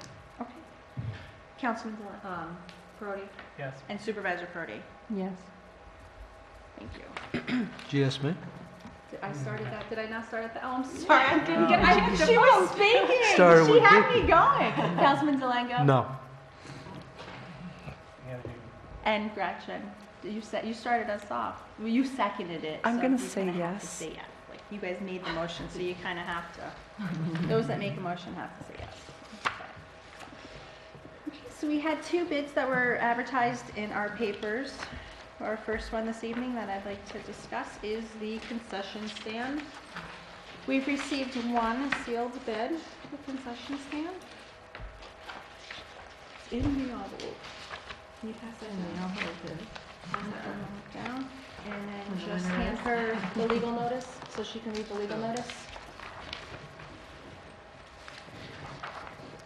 Notice is hereby given that the town of Amenia will receive sealed proposals per specifications for operation of a food concession stand at Beekman Park, Route 44, Town of Amenia, New York, from April 8, 2015 through August 31st, 2015.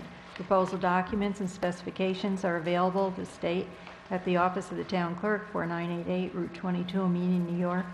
Telephone 845-373-8860, extension 101. Interested parties assume all responsibility to acquire proposal information and forms. Rights are reserved to reject any or all proposals. To be considered, proposals must be delivered in writing in duplicate in a sealed opaque envelope marked operation of a food concession stand at Beekman Park Ball Field in the town of Amenia from April 8, 2015 through August 31st, 2015 to the town clerk, Town of Amenia Town Hall, 4988 Route 22, Amenia, New York, 12501, no later than 12 p.m. on March 19, 2015. Proposals will be publicly open and read in the Town Hall, 4988 Route 22, Amenia, New York, at 7 p.m. on March 19, 2015.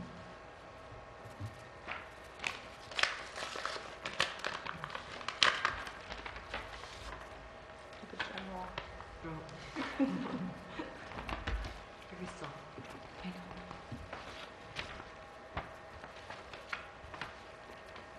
Okay. The bid is, the name of the applicant is Dolores Voorhees. The bid amount is $425.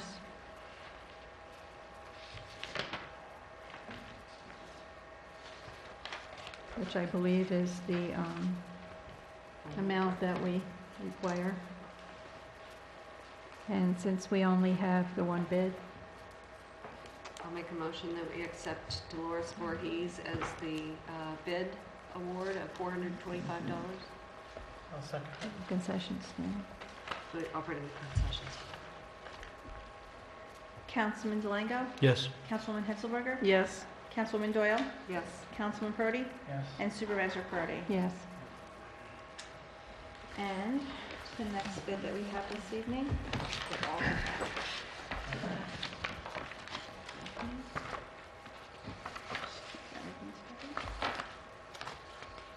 We've received 3 sealed bids, 1, 2, 3, and the legal notice will be right on top for you to read out.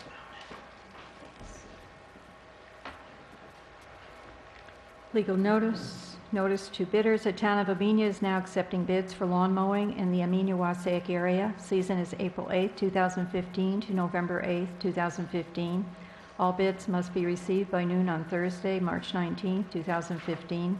Specifications may be picked up at the town clerk's office Monday through Thursday from 9 to 2, 4988 Route 22, Amenia, New York, 12501. All bids must have proof of insurance for liability and property damage, in addition to proof of workers' compensation coverage. All envelopes must be clearly marked bid mowing 4/8/2015 to 11/8/2015. The Amenia Town Board reserves the right to accept or reject any or all bids. Bids will be awarded at the next scheduled Town Board meeting on March 19, 2015.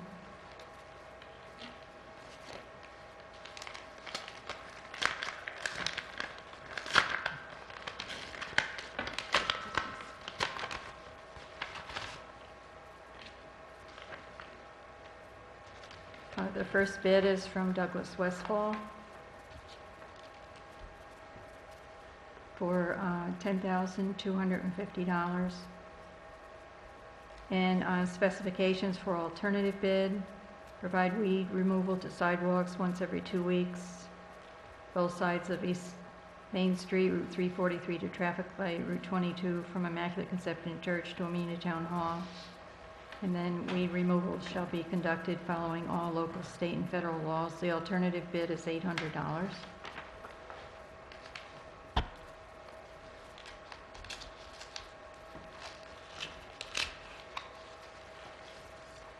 Should have brought my little opener.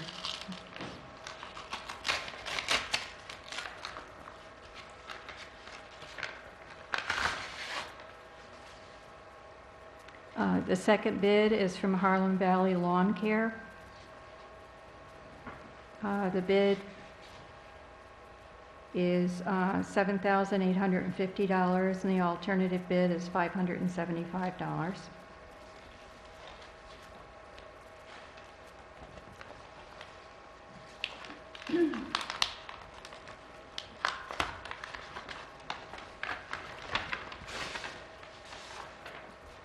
And the third bid is from Majestic Site Development and Landscaping, and their bid is $9,920, and the alternate is $750. I'd make a motion that we accept Harlem Valley Lawn Care for a total of $8,425, which would include the removal of weeds on the sidewalks every 2 weeks for $575. Have we ever used Harlan Valley Lawn Care for anything? I don't, not to my memory. Yeah, 2006, 7, and 10. I guess we have.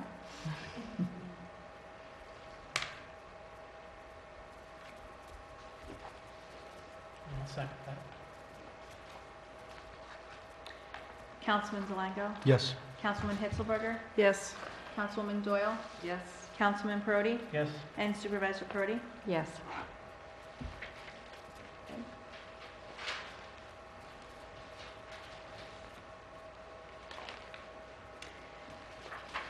And this evening, I present to the board the March vouchers. I don't know who wants to read it this month. You're always very good at making motions. We're working on teaching him how to. That's where you, your expert. Please.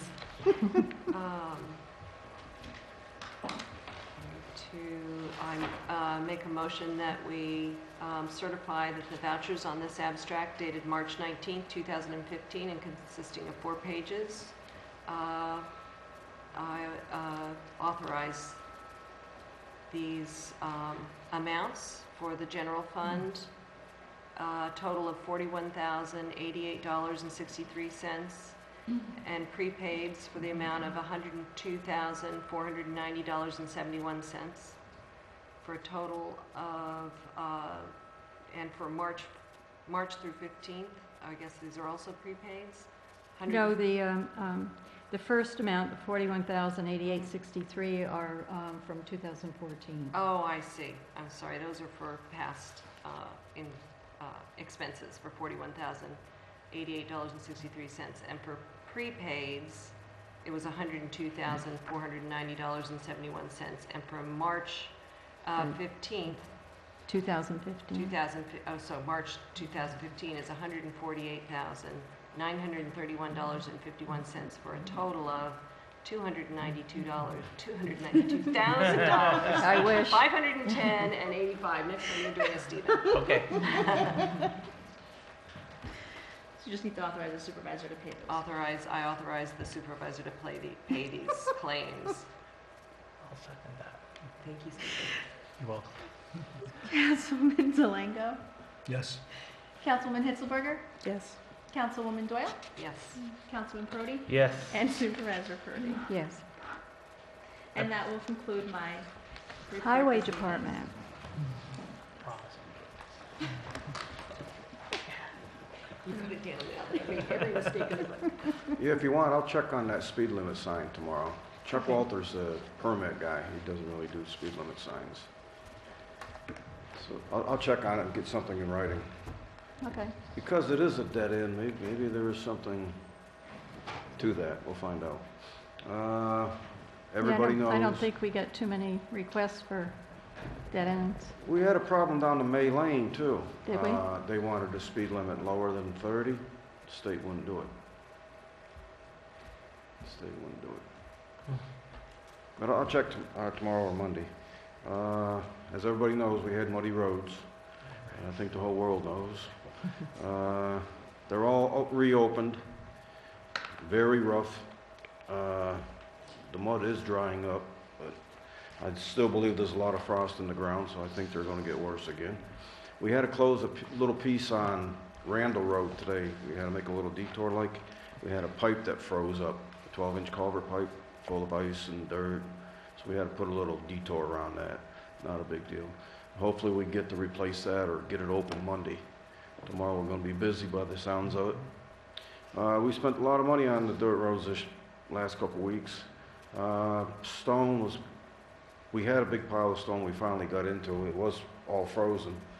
So we got into that, used quite a bit of that. Plus we had some hauled in. We hauled in. I'm sure there's going to be between $12,000 and $15,000 worth of stone. And that's not the end of it. Now we have to go through and cover it up with Item 4 when the weather gets better. And that'll be another $10,000 to $12,000. So expensive winter for dirt roads.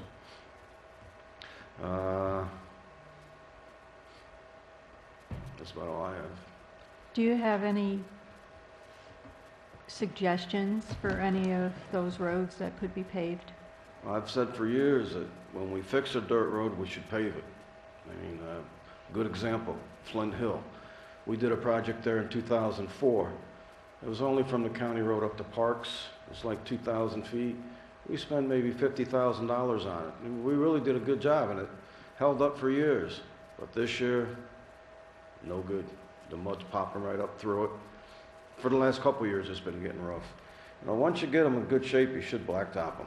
I mean, I know the people don't want them, but the material's getting so expensive. Well, look at Tower Hill, that hazard mitigation grant. We spent $172,000 on 800 feet of road, and it's still dirt. It held up this year. We did put one load of stone off one bridge. It's holding up pretty good, but give it a couple years, it'll be right back to mud. So when we do get a road ready to be blacktopped, that's when we should do it, whether it's 800 feet or a mile. Now, are there any roads right now that would be close to being ready that wouldn't need a lot of work in order to blacktop them? Yeah, we got a couple. We got Yellow City. There's still some work to be done. Cascade Mountain. Some of that could be done.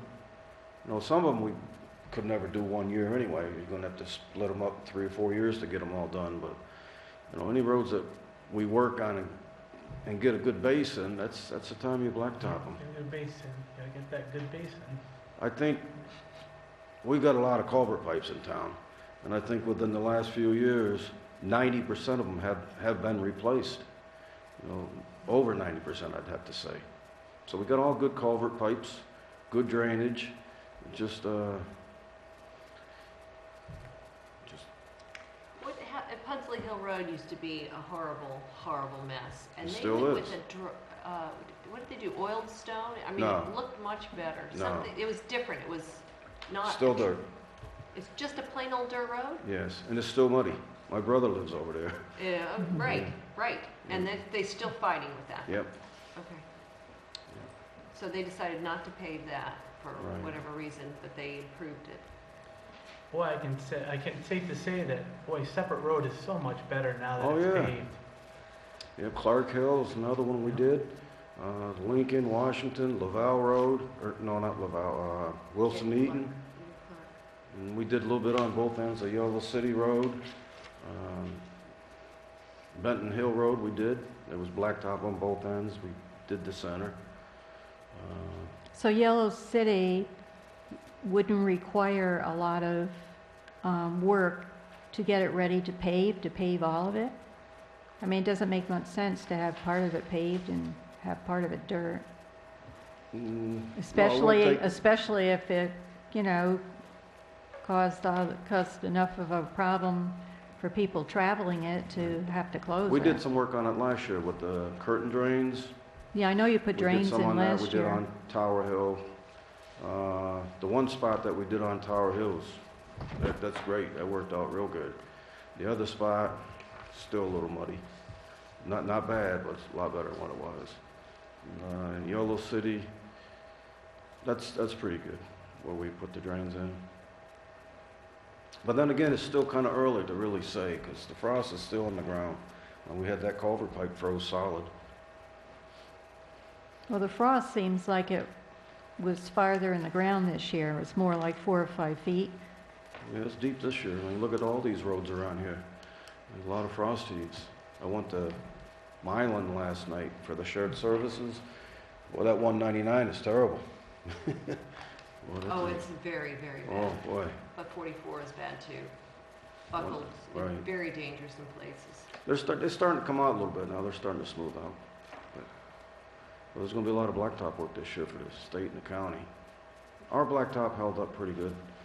We did a little bit of blacktop or potholes, but we don't have many yet.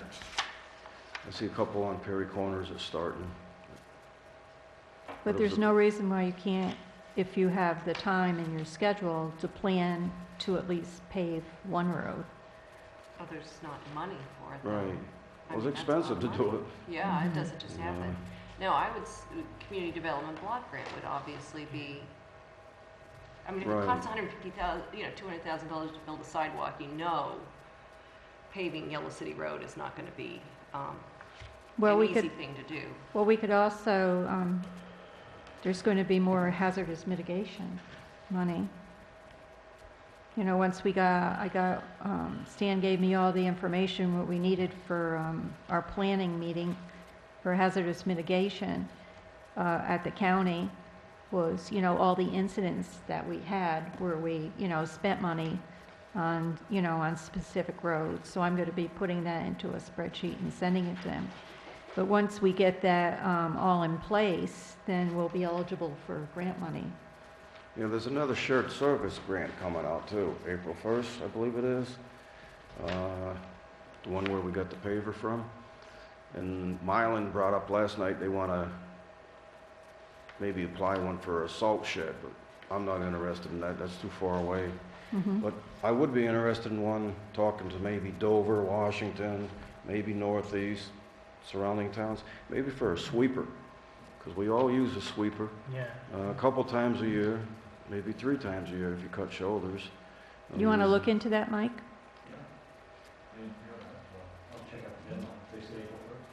Yeah. Yeah, because we have April 1st, time. June 1st, I think we have. Who would you like them to check it with? Dover? What's that? What towns would you like to check it with? Well, Dover? I got a meeting tomorrow. I'm going to talk to some highway superintendents. I like to be with Dover, Washington, and maybe Northeast. Okay, Somebody close. okay. Because we use the sweepers in the spring for the sand. Because Then we if have oil time stone, we to use the meet the sweeper. And deadline. if you cut shoulders, you got to hire a sweeper. Well, you'll get back to Mike then, and then you Yeah. two can work on it? Okay. Will you need a resolution? Oh, yeah, you're going to need a lot of paperwork. No, if we need a resolution, you know, maybe we can, you know, have a special meeting and see if there's other things we need to do too. I have all the paperwork for the paver that we got, so that would help you out a little bit. Yeah. Okay. All right. Stanley, I want to thank you for driving me up those muddy roads so I could see what the situation was firsthand. First thing it showed me very clearly was how much work you guys put into putting the infrastructure in the base of the roads down, and how important it is for us to not let all of that effort go to waste and just keep throwing our money down a mud hole in the form of stone. The second thing it brought quite clearly to my mind as the back end skidded out of your very heavy duty vehicle was how dangerous it is for our ambulance and fire volunteers to be going out on those roads when they're in that condition. So I do think it is something that the board should move forward on. And I'm wondering if putting a prioritized list of where the money would best be spent, even if it's sectional by road, would help us maintain focus on getting these roads blacktopped once and for all. I know it's not a cute look for your country home, but it's got to be safety. That's one of the reasons why I closed the roads. I mean, a little car is going to go up there and get stuck or run off the road. They really weren't passable unless you had a four-wheel drive. Town of Washington had a sign, four-wheel drive vehicles only. I feel better closing them. Well, especially for, you know, emergency vehicles, the post office, anybody trying to get up there. You know, you don't want people to get hurt either. I know when we looked at the roads, Tower Hill was the worst I'd ever seen it. It was all trenches. Then on Deep Hollow, there is no cell service. So somebody goes up there and gets stuck. It's a long walk back through the mud. So the homeowners just had to use four-wheel drive to get in and out of those places. Yeah, most of them do have four-wheel drive. Well, anybody.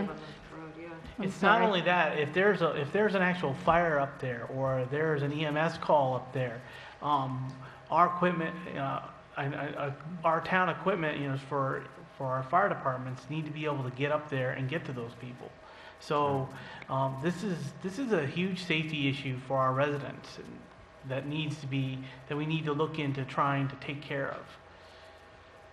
Now, I know when we went down Tower Hill, the only way people could get out of Tower Hill was on North Tower Hill. Right. They couldn't get in there at all. This is getting worse every year. I mean, it seems to me every year you have have this is bad horrible. mud, It was a bad winter this year. It was very bad in many ways. Some winters we get lucky. If we can get grant money to do these roads, then let's do it. Let's go for it. And we've done a lot of work on them. We got filter fabric. We got everything that you're supposed to do. We've done, and it just doesn't work. And we keep all the culvert pipes open. When it started warming up, we spent a couple days just running around, make sure the water to get off the road into the culvert pipes or down over the bank. And it helps, but it doesn't solve the problem. And it's not just here in Amenia. Anybody that has dirt roads have problems. They closed roads around us too. Anything else? No, thank you. Oh, unless we are going to talk about highway garage roof. Okay. It has been leaking again. No, it's been good for, it leaked earlier this year, Mm-hmm. or this month, maybe last month. But it hasn't been leaking right now. I don't know why. But it's spongy, from what I understand. It's bad up there. There's no doubt about that. Yeah, it definitely needs a repair. Or new roof, that's what it needs. It doesn't make sense to keep patching.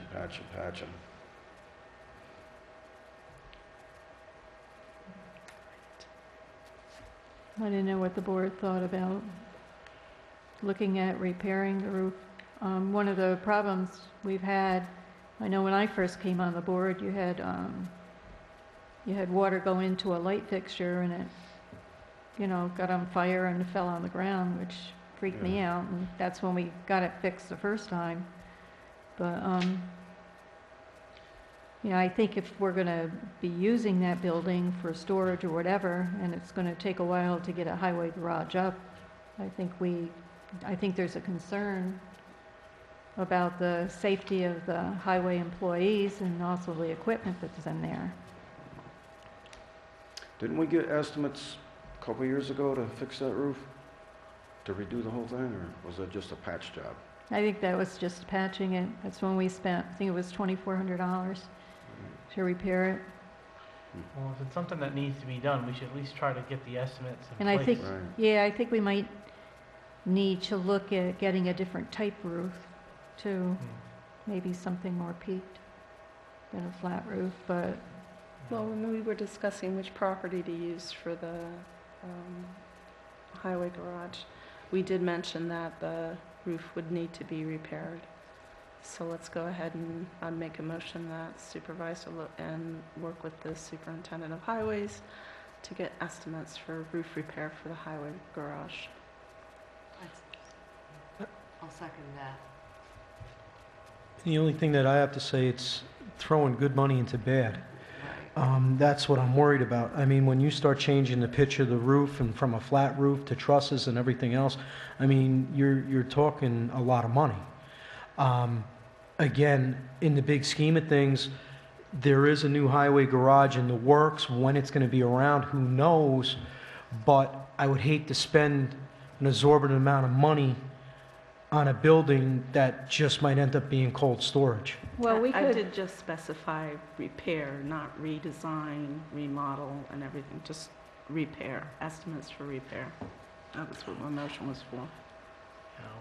Right now, that is our highway garage, and it would be an And it awful. needs to be safe. It would be an awful shame if the occupants of the highway garage had the roof cave in on. Yeah, but I don't think it's at the point of the roof caving in, is it, Stan? I think it's it's it is Getting about close. now, yeah. 'Cause They said it when, was pretty spongy the last working on time it. we looked at it. When they came last time, they said it was pretty spongy up there. That was So PJ Exteriors told me that. Yeah, just have some people look at it and give us some ideas about how to make it safer. Now, what did we do at the gym here? We didn't put a peaked roof on it. We put more of a pitch on it, though. Yeah, it right? was more on a pitch on the flat roofs. So we could do the same thing there. Just increase the pitch instead of putting, change the whole roof type Instead of trusses. and trusses and On peak my roof. building, I had the same problem you're having, and I ended up going with a rubber roof. Didn't have to change the pitch, didn't have to do anything. They put the rubber roof on. In the last 10 years, I haven't had a problem with it, and it's got a 40-year warranty on it. I mean, it wasn't cheap, but it was cheaper than the alternative of building pitches and everything else. Once again, back to the base. Back As to long as the the base. base is good. Well, what they ended up doing with my base is they left all the old rotten plywood and everything, because my building's basically the same sort of building as yours. The roof is not a support fixture. Right. It's basically set on the trusses, the steel trusses. They just went in and they put a foam insulation, a 2-inch foam insulation, right over top of the old layer. They didn't even remove the old shingles. They put the foam insulation right over top, then they vulcanized the rubber to the foam insulation, and it stopped everything. The reason the roof is leaking sometimes and not leaking other times, it's expanding with the weather. So when it gets hot, it opens up a crack until it settles and seals. When it gets cold, it shrinks and opens up another crack, and as it gets going through the weather... We need the whole thing rubberized, the whole building. Rubber. Yeah, I think we ought to get prices on it and see what it's going to cost. One of the concerns I have is that water finds its way anywhere it wants to go, and I'm just concerned about it going into the electrical like it did last time. We had the security system went crazy on us, so we got one in the office. We took it out of the ceiling, Water just poured right out of Oh, it. jeez. Let's get So the we had to get a new rubber. one. We need the rubber. Yeah, we need something Do you have more that- than what we have there right now. Get that company the name and maybe Yes. they could do an estimate. Yeah, they're for us. out of Red Hook. I'll find their name. But that, yeah, That get sounds some perfect. estimates. Yep. Okay, Okay? so we'll get home. Still a motion. Yeah, I was just, Councilman Delango? Yes. Councilwoman Hitzelberger? Yes. Councilwoman Doyle? Yes. Councilman Perotti? Yes. And Supervisor Perotti? Yes. Building report? Just one thing from the building report. Edward Flood has come forward to obtain a public gathering permit for an auction.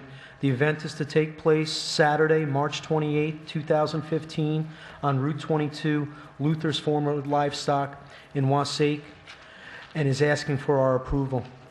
And there's a copy of the permit. I mean, this is the same machinery auction that used to be at Four Brothers. Yeah, we're the Yeah, driving yeah, in. yeah. Yeah, we just need to make a motion to approve a public gathering permit. I'll make a motion to approve I'll second. a public gathering permit for auction for floods at Route 22, Luther's former livestock in Wassaic, and Route 22 on Saturday, March 28th. I'll second that. Councilman Delango? Yes. Councilwoman Hitzelberger? Yes. Councilwoman Doyle? Yes. Councilman Perotti? Yes. And Supervisor Perotti? Yes. Grant report?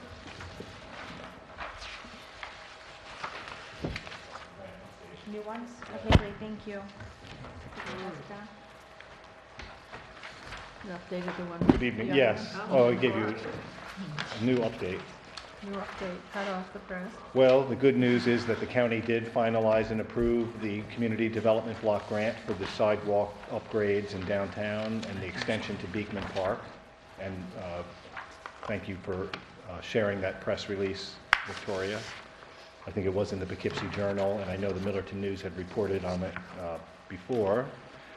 So I think that's a good project building upon our past, accomplishments on Main Street and the streetscape project. I think we have a chance to get even more money now that the state is focusing on the Mid-Hudson region, going to that economic development meeting. I just thought of that letter of support that we got from ex-Senator Gibson, where he said this is an area that still is underserved in terms of the state's economic development efforts.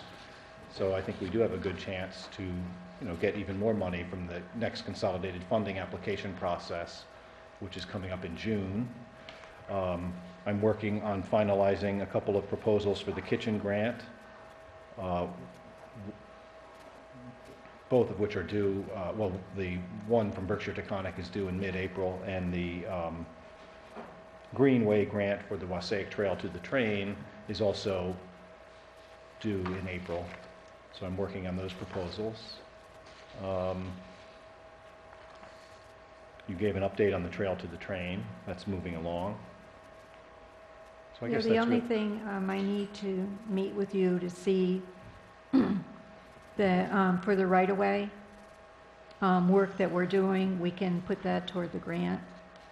I was hoping to meet with you. Maybe, are you going to be here Monday? I could come here Yes. Monday because I'm off that day. Because we need to look at, what we spent on the right-of-way and turn it into the grant. Because in order to keep the grant active, we have to, Develop a claim to we the have to state. develop a claim, and any monies that we spend, we have to, give it to them so that for reimbursement. And CELS has been billing the town as they go, so I think Yes. there are some expenses that we can get reimbursed for. We've already been reimbursed the maximum amount for the design phase, but there But- is 5,000 of the grant for right-of-way. Yeah, and we haven't gotten all of that yet, so I want to go for it so we can get it and get reimbursed for that amount. The other thing is just getting a contract from the dormitory authority. I've sent them information. I'm, hoping that we can, maybe we'll develop a letter that we could send to them again, just to see where the status of that is. But we still have that grant. We still have the county grant. We actually have 2 open community development block grants from Dutchess County now of $250,000. Yeah, because we got the extension. Yes. for the other one. But I think the sidewalk project is a good one for the town. It does involve a little bit of a there is a local match with that, because Pete's estimate was $210,000, and the grant is $150,000, so the town may need even more money for that. I know Well, I Stan- spoke to Stan about it, and the highway department is going to do the demolition of the sidewalks, you know, to take the sidewalks out. That's So great. basically, And help us get it down. we'll bring it down quite a bit. That sounds great. So, I mean, the only funds we're going to have to spend are to actually put the sidewalk in. Oh, that's great. That is good news. That's very good news. So then I'll meet with you Monday, Yes. Victoria? All right. Thanks. Does anyone have any other questions? Mike, these kitchen grants, do we have a total cost on the kitchen? There's an estimate, and it's kind of a New York City estimate really that, well, there's two estimates really that we're working with. Rudy Eschbach came up with very cost-effective estimate that was in the $45,000 range, but that involved a lot of volunteer labor, and there were some assumptions there that may not have included prevailing wages and just the bidding process. And I believe the estimate that we got from Leo Blackman's office was more like $88,000 for everything, including the equipment and the construction. That could come down as you know, once you go out to bid, you'll get a real feel for the No, this cost. includes all the fire safety, fire alarms, The fire fire suppression. suppression. Oh, Yeah, yes. we have Well, to have and the fire and the suppression. the renovations of the space. There's some minor modifications like door closings and things. Have you seen his latest plan? No. Because we have been meeting. We did have a meeting recently with Leo. Yeah, well, he's making some changes to it. As soon as he gives it to us, we'll give it to everybody. Yeah, it's being modified. Because he stopped back, he was here last Saturday to look at something in there. Some preliminary work has been done though, like some clearing of the space and some removal of some electrical Yeah, John fixtures. Culligan took all the shelves down. And John Licurdo took some of the electrical. I gave There you were the a like electrical things coming out of the floor, those are gone. Yeah, that's great.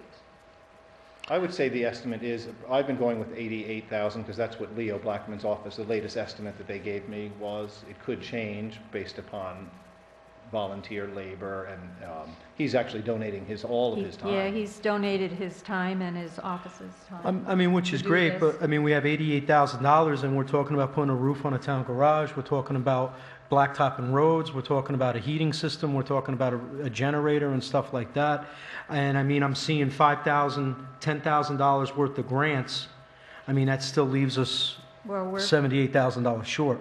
Well, we have $15,000 that we're Right. accepting from the Recreation Commission. And that Okay, is and that- actually just one, those are just two sources that I've identified. We've tried for others and haven't gotten them, but these are two new ones. And also, I think there's going to be other grant opportunities for it, like from the consolidated funding application. And I'm doing a lot of research on, looking at Department of Agriculture and markets. I'm going to be approaching Tribute Gardens again as a possibility, because we had talked about that. Yeah, we're looking at the foundations. 'Cause We're looking between everywhere we M&T can to come up with this money, because it really, in the 88,000, it does have a potential for return on investment. There is potential for revenue by renting out the space. Now, do we have those plans? Do we have a plan of action about renting it out and how much it's going to cost and who's responsible for the Board of Health approvals and stuff like that? We've already, Board of Health has already been there. Okay. So, They actually feel it's a great Yeah, idea, too. They they lent support to it because... they're on board. Which is great, but I mean, do we have a plan in place? For the use of it? Yeah, I mean, it's a revenue generator. How are we generating revenue? Because some of the farmers market people want to actually make their products there. And we would rent the space to them. Okay. I mean, so we have like a rate schedule. We're going to figure all that out. We'll figure all that out. We were going to work with the Cooperative Extension and the Northeast Community Center, who I've met with Northeast Community Center to get, so we can get an idea. But Cooperative Extension is the one we want to partner with to get the information we need. Well, Rudy told me that he thought it would make sense for a business to spend even, say, like $100 to rent that space, because they too would get a return on investment for that 100. They could probably increase their value of their goods and sell even more. So the town would get some potentially revenue from the rental, but it would actually help business by giving them an opportunity to expand and, go But make we're, more money. we're going to work with people who know how to set the rates. Yeah. I mean, we're just not coming up with a. I'm just trying to see how it's going to be a revenue generator. I mean, that's what I don't understand. I mean, is it going to be turned into a restaurant for the farmer's market? No, it's a commercial kitchen, and they're going to use the kitchen to make their products. I mean, wouldn't look at it's it not as a going to be a revenue restaurant. generator. The revenue may offset some of your costs, but it's not, I don't think the town is looking at it as a emergency shelter capability, and also to help the farmers market too. I think that is a good piece of this because of economic development, and it's a good opportunity to help local businesses. But they and to would help rent the agriculture. space and make their products. It's not going to, no, it's not a restaurant. We're not going to be serving food. It's just. I mean, we could rent out once we had a complete kitchen, and someone wanted to rent the gymnasium for an event and use the kitchen, we would get revenue that way also. But the revenue producer is why Rudy got involved in this to begin with, is that the farmers market people wanted to have a space where they could make their products, and then they would pay us. How much is the farmer's market paying us now to use the gymnasium during the winter? It's 25. $25 a day, So $25 every Saturday? every other Saturday. Every other Saturday. They're 2 Saturdays a month. We I haven't, would think that Well, I hope when we rent the kitchen out, we charge a little more than $25.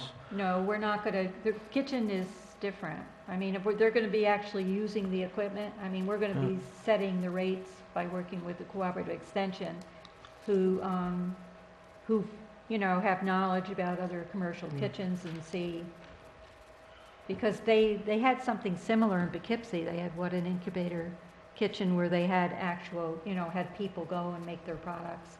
So there's places we can get the idea for rates. I mean, we're not just going to charge them for like the use of a room.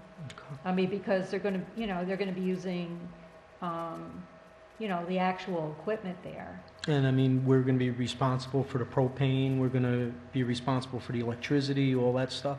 Well, all that, whatever, to recoup, I mean, that's going to be built into whatever we charge them. No, to because, use it. $25 for a Saturday, and the farmer's market goes on from by the time they set up, 8 o'clock to 5 o'clock. I mean, between heat and electricity, I mean, $25. Well, no, it's going to be a lot more than that to use the kitchen, because they're actually going to be in there, using the equipment. Yeah, it's and just, making their we're products. talking about, spending money for safety issues with roofs and safety issue with roads and stuff like that. And I mean, even though it sounds like it's a great idea and everything, but, where does it fall on the wish list? That's my worry. I mean, how much money was spent already with this? We had Victoria and I sat down with that group that does municipal financing and just doing some projecting out for the town in terms of all Rural your development? Well, no, it was the firm that Sal Panini used to run, just the idea of getting a capital improvement plan organized for the town, putting all of your needs out on the table and then coming up with a plan to pay for it. Because of the fact that the town is in strong financial health and does not have long-term debt, significant long-term debt anyway, it could be a good time for you to consider a capital improvement plan that could be financed, and all of those things could be rolled into, a ban or a revenue anticipation note, because some of the Well, stuff I did is talk to a financial planner about that, and that's what they did say, that, if you could, the more you borrow, the better deal you get. They But market you out. Yes, I mean, what they do is they market the ban out, and then people bid on it. So how much was spent on the kitchen so far? I don't think, it's been nominal. What do you mean, how much? have we I don't spent? think we spent anything. Oh, Oh, we we haven't, did we've, there's been, electrician. The I saw electrician, electrician well, came yeah, in the at electrician. 120. Well, you got your fee too, right? $127 maybe. well, I don't know Your how much I've hours? spent on the, I mean, I don't think I've charged the town for, you know, necessarily a lot of grant writing on this. I'm okay. going to, I still have to develop these proposals. Mhm. But I'm pretty, you know, when I do my invoices, I list the various projects I'm working on and the amount of time I put on them. I I could- would think that what we want to do is just do the minimum that we need. This is what my feeling was, is when I met with them informally, is to say, what do we absolutely need to do to get the electricity on and a couple of tables and a refrigerator going for our Holiday of Lights? Okay, can we do that for 15,000? The recreation group has 15,000 set aside for us for that. So I Yeah, but thought Vicky, we the could, basics, just the basics, and then we see could what buy we a can. refrigerator on Craigslist, put it in there for $100. We could get Lacerdo to get the electric up to par. I mean, how much could that be? $127. But maybe there's more electrical, but it didn't sound like it was overwhelming to just get to the basics. And we don't have to spend 15,000. We can. My goal would be to get the basics following a master plan that would say, here's our ultimate dream, but here's the pieces that we can do right away with the immediate goal of having a refrigerator and a place to put our stuff. Well, you and- just can't get a refrigerator off Craigslist and put in there. It has to meet energy goals. That isn't something you would be able to do, Well, because even if one we of the bought a- one of the problems we had is, you know, we had equipment donated to us from Silo Ridge that we're not going to be able to use. But I mean, Because it even if we doesn't- went and because it bought a doesn't new meet- high-efficiency refrigerator, what is it, $1,000? I mean, Yeah, but I think you want to build into the ultimate plan if the town gets a plan that we can look at and say, yes, that would be great, but what can we do in phases? That's what I recommended, is that we break this thing into phases. See what we can do with volunteers, see what we can do with year one, and not worry necessarily about the long term, you know, have that in our sights, but everything we do would Just do a little bit at a time. working towards that goal, so that everything's planned out, so the radiators, the shelving, the electrical is rearranged, and with the Well, I think the long-term radiators goal can in stay. mind. is there a group that's working on this? Is this part of the rec commission, or is it? It looks like it's Rudy. Rudy, well, leading the- no, it's actually farmer's market. Farmers people. market. And then Leo has donated his time and his, I mean, you think And we his could we company. talk to them and get us, you know, have them review the plans with us and, you know, well, keep. they could, we gave them a copy. we of have the been plan. meeting. You like, we have had a meeting copy of the plan. About a month ago. You had, yeah, I did do a plan. You I'll- have a I'll copy of resend the it, plan. or We you gave need it to later. you. Yeah, but there was no business. What are the plans? Are we going to rent it? Are we not going to rent it? There wasn't a revenue side, there wasn't. Well, we haven't gotten that far. We're just, that was the plan for what it was going to look like. I mean, you already have, we've given you everything we have so far, except for any changes Rudy made. Or Well, not and also Rudy, Rudy Leo and I made. did once talk about revenue, and we came up with a little bit of a projection, so I could talk to him again and maybe give you something, an idea of what it might, Sure. like how many businesses might want to rent and what a reasonable. I mean, it would be helpful for me if, you know, I knew what the project was and what was going on with it, almost like they could do a little presentation for us or something like that. So when, you know, when we want to spend $88,000, you know, we know what we're spending it on. Yeah, no, I think actually meeting in the kitchen with them explaining what the. Which Vicky has done. I think And that's actually, ideal. you've been given the whole plan. I mean, But it you needs to haven't be been, explained. you haven't been given, you know, how much we're gonna charge somebody to come in there and make something, because we're still at the bare bones part of I'm the I'm plan. not questioning anything, I just, you No, know, I'm saying, with we already information. have most of the information there is. Okay. We've So already given it When are to you gonna you. meet with, we're gonna be meeting with like Cornell Cooperative Extension? I don't know, that isn't set up yet. Okay, so that'll be like the next step as far as, you know, trying to devise that cost. And Leo was trying to figure out if he could revenue stream. bargain some of the old equipment from Silo Ridge into new equipment, because sometimes they'll do these take-back programs. So there was a firm that was specializing in this kind of equipment. So there's details that people are looking into, and the cost of making the siding, the walls, the right kind that meets the health department. There are numbers that are still being. And then Well, there's we can see if you know, Leo and Rudy can come, and, you know, then you can ask questions. And then there's the can do aspect of that. it being used for, as a shelter for people if there's a disaster where the people are out of their homes.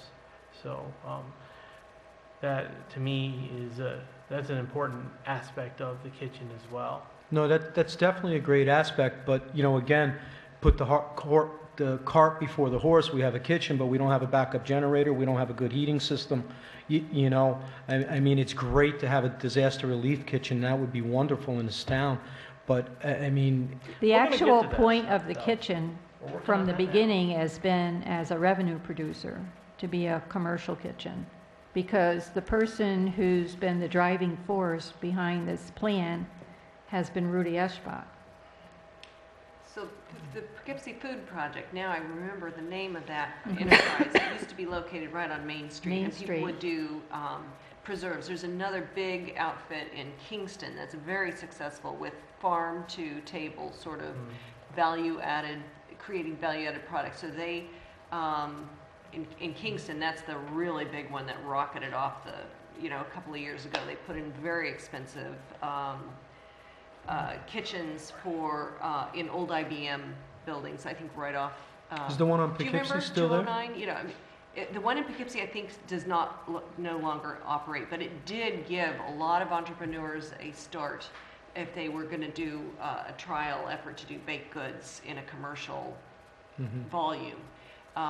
So it's really kind of an incubator for a lot of groups to try to make a business that works. So those numbers, I agree, should come back to us and give us a sense of what return on an investment you could expect and how that's helped individual farmers. It's heavily subsidized, but I think what we want to do is get grants to do those type of things, and we'd have to do our numbers to be successful. I'm sure that grant funding agencies would say, well, we're not just building a fabulous kitchen so you can use it once a year for Holiday of Lights. We want to do something that helps with economic development. So you'd have to make that case, and I'm sure that's Make what a they're business working case on for it. as well. But I'll do what I can to come up with a revenue projection. Thanks, Mike. Okay, are there any other committee reports? I'll quickly say that the CAC is willing to help with answering any questions on the FEAF for the Rail to the Trail, and that we're meeting on the 25th of March. That's next Wednesday, the 25th at 7 o'clock here at Town Hall. And I apologize for the decorations still being up past Oh, ours St. are Patrick's down. Day. Ours are down. Are ours down? Did Yeah. you get them down? Yeah. Oh, thank you so We much. took them down. I took down Wassac John took 'em down, on, actually. a couple John of days brought 'em ago. He took them down here at Town Hall? Yes, So they're down. Town Square, we still need to get though, Right. Okay, so if anybody Town wants Hall's to join taken me care of. at 10, well, no, I've got plans on Saturday.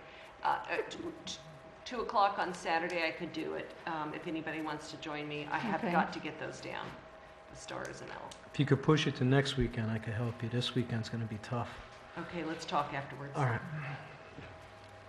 Plus, it's going to snow, Vicki. On Saturday?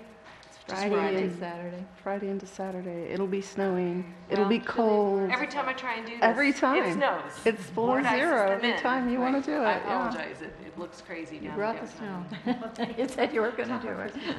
It's crazy. It's crazy. It's never been this Victoria, late. Never. there was one thing when I was at the water committee meeting. They brought up a couple things about the frozen pipes. With the residents that had the frozen pipes. It was a committee recommendation, but I told them I would bring it to the board. They wanted to waive the water fee for those people that had frozen pipes for that quarter. And since we advertised that people should run their water to keep their pipes from freezing, the committee recommended billing the quarter that's, that is, we're in now. They want to bill it off a historic usage. So basically, they want to go back 2 or 3 years, do a historic, analysis for that period in time, and charge the residents the historic charge.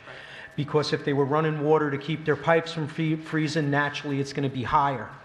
And from what we discussed, if historically they're higher than what this quarter's actual billing is, they're going to go with the lower of the readings.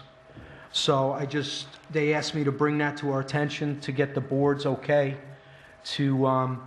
Did you want to make a motion? I would like to make a motion. Or we can have discussion. I would think I would agree if people aren't getting any water, the pipes are frozen, it'd be a good thing to waive their water fees. For everybody else, just charge the flat rate, no overage, and be done with it. But the flat rate might be smaller. I think the historic is a good idea. Because you're going back 2 years in time, and you're... Going back that far? Yeah, they said they could go up to 5 years back. Well... I thought a couple years would be good. I guess the software does it. It's not like it's a ton of man hours.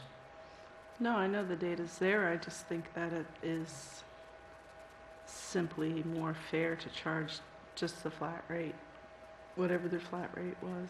Yeah, but if you charge a flat rate on someone that's a big water consumption, you're actually losing money. Mm-hmm. So is that good? You're losing money, but you don't know how much water they actually use versus just running in their pipes.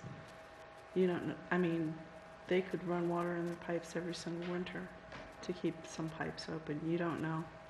I just think it's a fair thing, just charge flat rate. Yeah, it was the committee's recommendation of, charging a historical rate. I do understand Gretchen's point. I think I actually like the idea about the historical rate. I'll second that motion.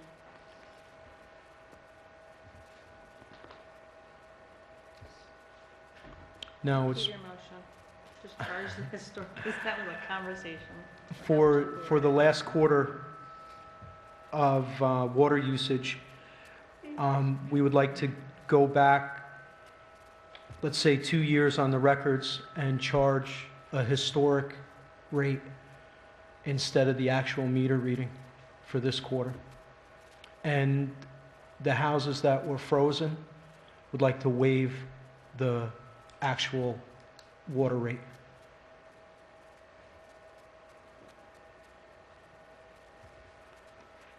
I'll still second that. Councilman Delango? Yes. Councilwoman Hitzelberger? I think it's arbitrary, no. Councilwoman Doyle? Yes. Councilman Prody? Yes. And Supervisor Prody? Yes.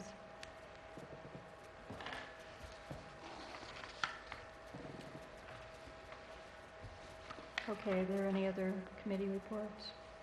No. Okay, the Recreation Commission has voted to donate $15,000 from their capital project funds for the community kitchen. So the board just needs to accept the $15,000 from the Recreation Commission for the community kitchen. I'll second that. I made the motion. Councilman Delango? Yes. Councilwoman? What has the capital projects fund been historically used for from the rec? What has This it is been? parks and recreation fees that were, No, she wanted to know what it was used for. Yeah, because Well, it's going to be used for the playground. Okay. What Yeah. other things has it been used for? Wasac playground. Mm-hmm. And the one over at ball field. Did they buy cages? And, sorry. one at the ball field too, they think. Oh, yeah, Is the recreation playground and the ball relating? field, yeah, Beekman Beekman Park. Park. Playground? Maybe the batting cages, I'm not sure if that they helped with the construction of the, when they did their upgrades at Beekman Park on the, what do you call those dugout structures and the storage facility, they helped. I think the Lions Club did most of it. It was about 17,000, but I think they might have helped contribute to that. I mean, is the kitchen considered recreation though? They considered it related to recreation because they were planning on having dinners and using it for that.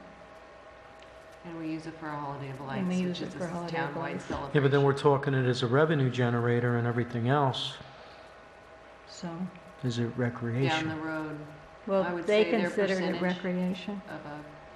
if to get that commercial kitchen, we're going to have to put a lot more money into that. So I would look at grants and that sort of thing for, hopefully, that would call that economic development. Whereas a 15,000 seems like a reasonable percentage of a recreational, community-wide, celebratory, whether the summer camp people need it or whatever, to do projects, Yeah. I don't know. I think it would be more community benefit wise.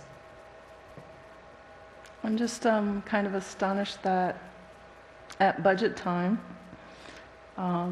they were saying they didn't have enough for senior trips, that there were problems with the amount of money that they were charging for the baseball and everything.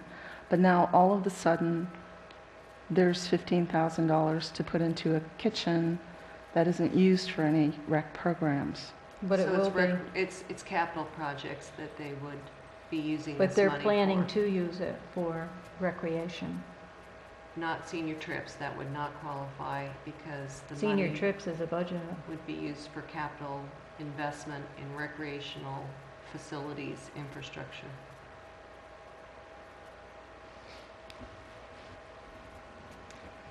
No.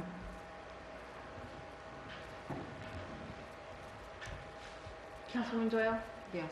Councilman Perotti? Yes. And Supervisor Perotti? Yes. Renew temporary junkyard license effective 4/1/15 through 6/30/15. One of the things we were sent was the junkyard law. Since it isn't in place, the current temporary junkyard license expires March 31st. So this would be a motion to renew it effective 4/1/15 through 6/30/15.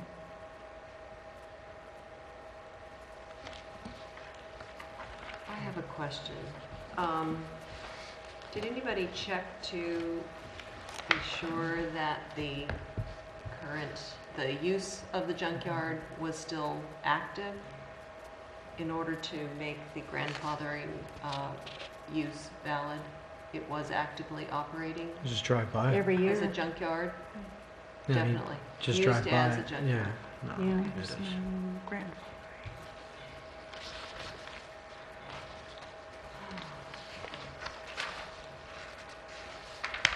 Can I make that motion? Is there a second? I'll second it. Councilman Delango? Yes. Councilwoman Hitzelberger? No. Councilwoman Doyle? Wait, you made a second. I know I seconded, but it doesn't mean I have to vote. Yes. It expires March 31st, right? And they're still running it. That's until we get the local law in place, because we have to have a public hearing. I'll vote yes. Just so they can keep their business going. Yes. Councilman Perotti and Supervisor Perotti? Yes. Okay, we have a resolution and a local law that for junkyards, that we discussed at another meeting and went over all the items in it.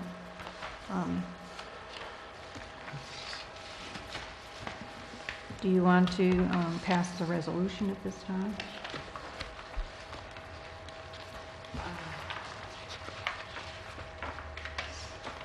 This has been, we've been working on this for some time. Since we didn't get the final copy until 6:36 tonight, I would ask that it be tabled until our next meeting. Okay.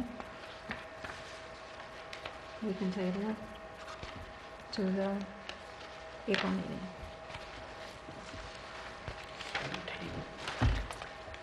Other matters, we were, Victoria, let me just ask a question.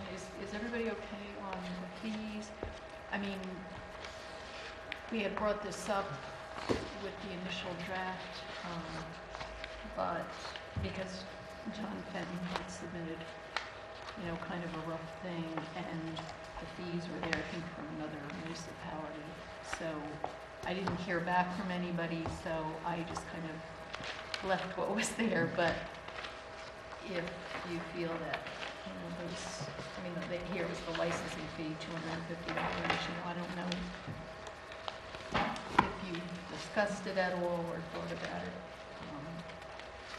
But if that's something that you want to change, then I could do that. well, I think when we went through it, when we were going through the whole thing, nobody seemed to have a problem with it. Yeah, I just really want to read the final one. Yeah, but that's You know. okay. Yeah, we'll just Yeah, the table only it thing until that's then, different today and then was we can the just let section Denise know numbers. if anything you see in it. Okay? Thank you. Denise, did you want to talk about the transportation corporation? She has to speak in her mic. I'm getting text messages. She's not speaking in her mic. You need to speak in your mic, Denise. Turn You can just pull it Turn your closer. volume up, too.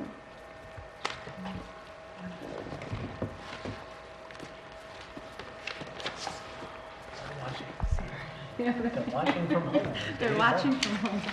Well, that's a good thing. Still with us. Thank I you. wonder what our Nielsen ratings are. All right, so Victoria had asked me to check on the status of where Silo is on the formation of the waterworks and the sewage works corporations for their project. So I sent an email to Silo's attorney and I got a response back.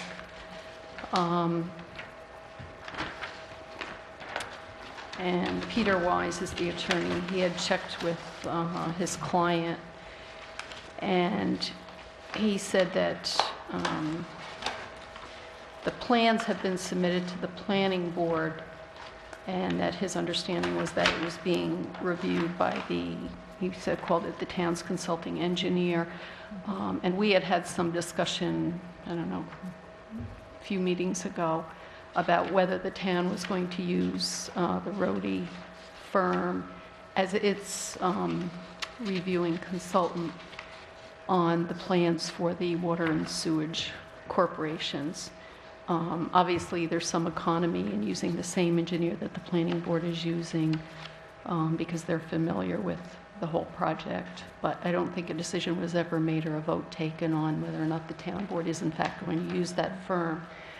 And I think it's important to kind of make a decision on that because Silo's attorney has indicated that they're going to be submitting the plans to the county agencies to be reviewed.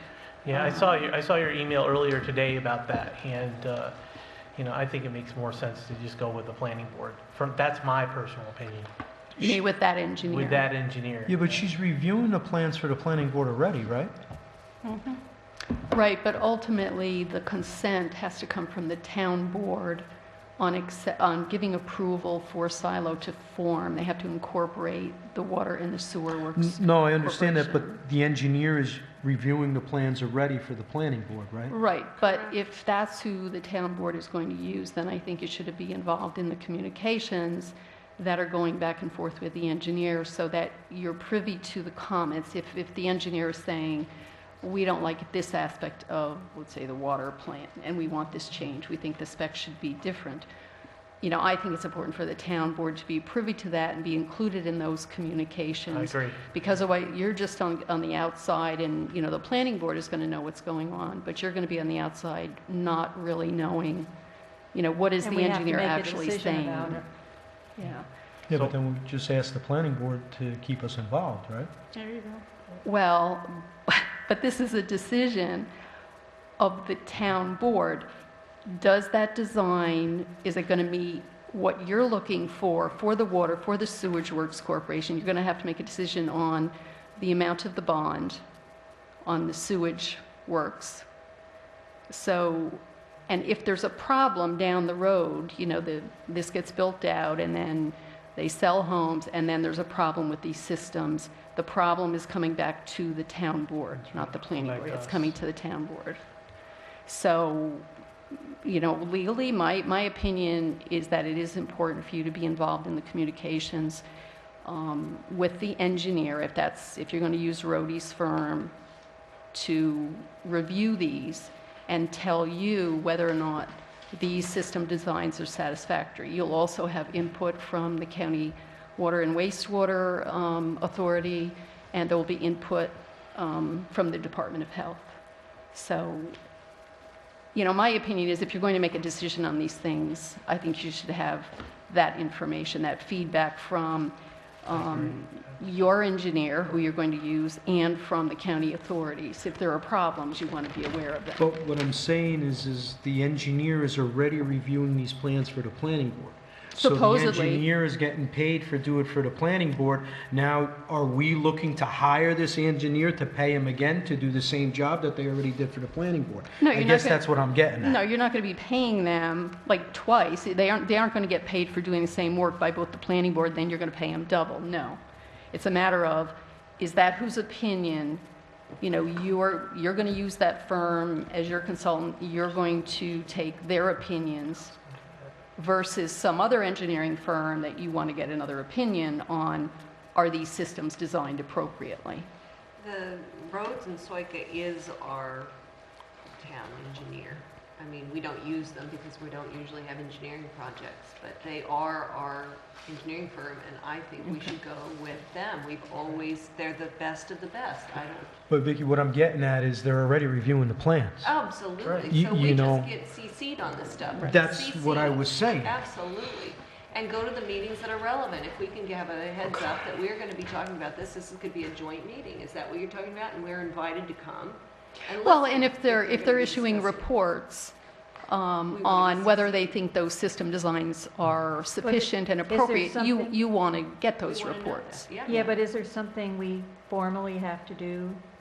Yeah, I think you have to take a vote that that's who you're going to I would use. think that we would have to wait until Silo actually submits their application for the Waterworks and Sewer Works corporations to us prior to us actually going through and making a resolution on the engineer that we are going to use. I mean, really, we all do know that we're going to be using them, but allow Silo Ridge to go through the process and put together their application.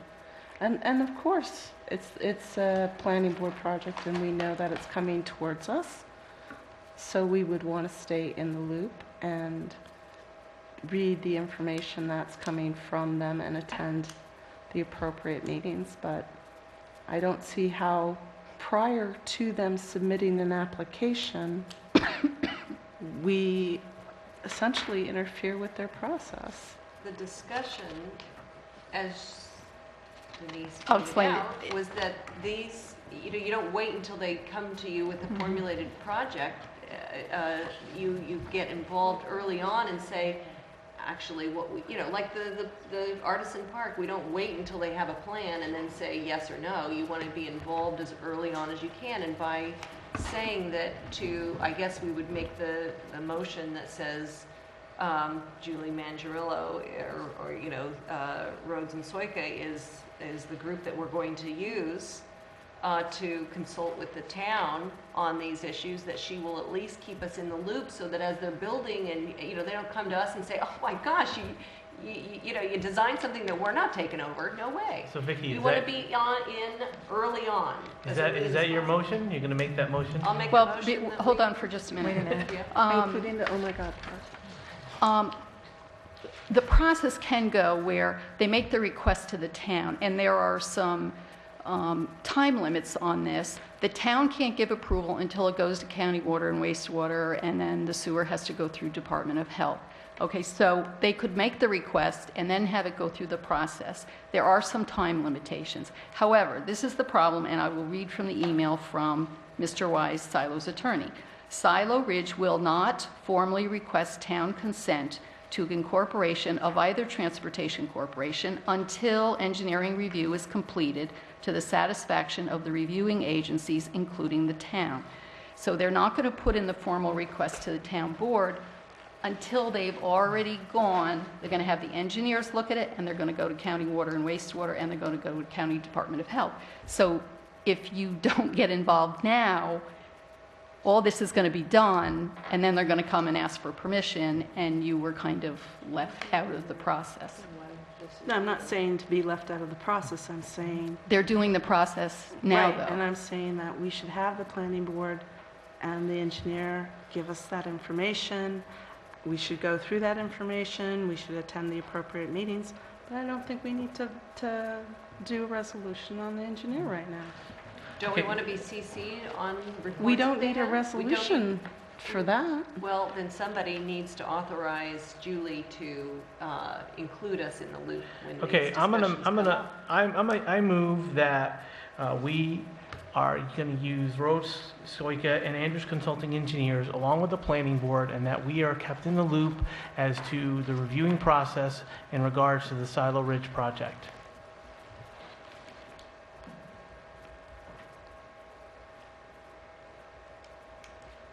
In regards to the Silo Ridge Sewer project. Sewer project. okay. Water and sewer. Water and sewer project. Yeah, I'll second that.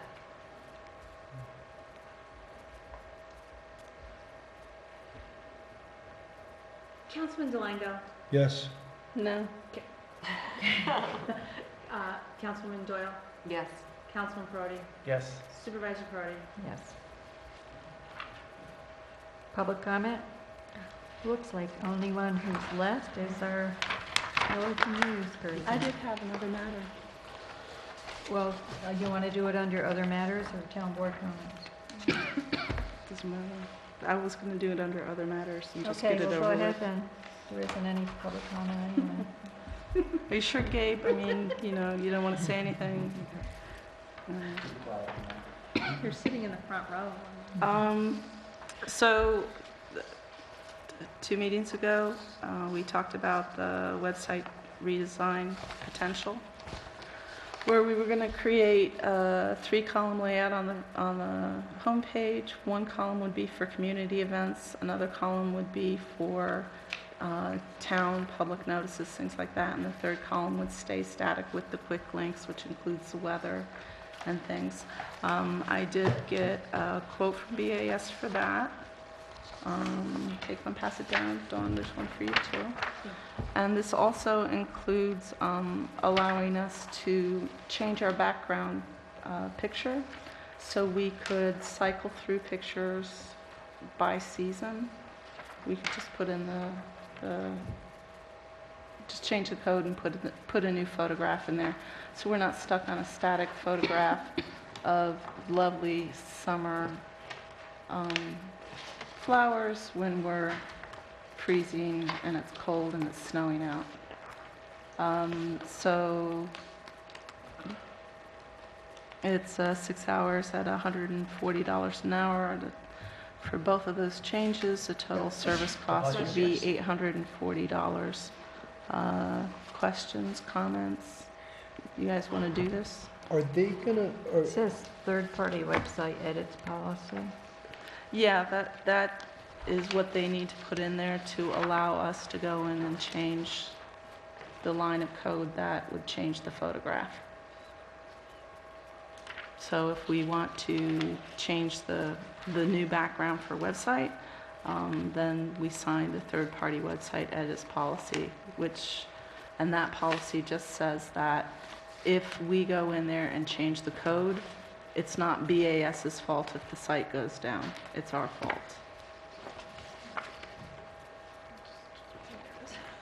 You know, my understanding when we got into this is that we were paying for 5 years the same amount that we were paying our, at that time, current web manager, and that over time they would make improvements over 5 years so that, you know, we wouldn't see an overwhelming immediate cost balloon up. But over 5 years, we would have a very nice site that would have a revolving photos that would come up. And you would have, you know, like a banner that would just do, you know, nice little snapshots of the kids at the park and the, you know, celebrations and stuff going on. And it just seems to me they didn't hold to that promise. They kind of built a basic structure, unless I'm missing something. I didn't see that in the contract. So. That was in a presentation that they gave to us, and my understanding was that it would be over time they would add the bells and the whistles that would make it eventually a nice, so that we didn't have to pay for an upfront huge design cost. It was me, Darlene, and Bill Flood were at that meeting, and I still don't think they're anywhere near what I'd hoped it would be. To be honest with you, I like Freddie's website better. Fred was just fine, and I think we could do better with local talent. At $140 an hour, it's really expensive to do a new background for the website. I mean, 4 times 140, I mean, this is just crazy. Those of you who do website improvements, is that commensurate? This is a one-time change to the base code to allow us to do our own updates in future. I see. So this isn't to change the background, it's to change the code? No, it's just to change the code so we can do this ourselves going forward as easy as We can't change the background unless we put in 4 hours of coding. Is that right?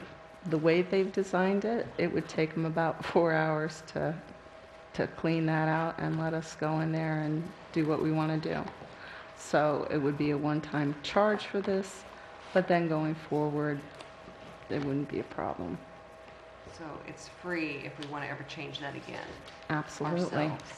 And the same for the 2-column layout. That's a one-time charge to get the new layout exactly the way we want it.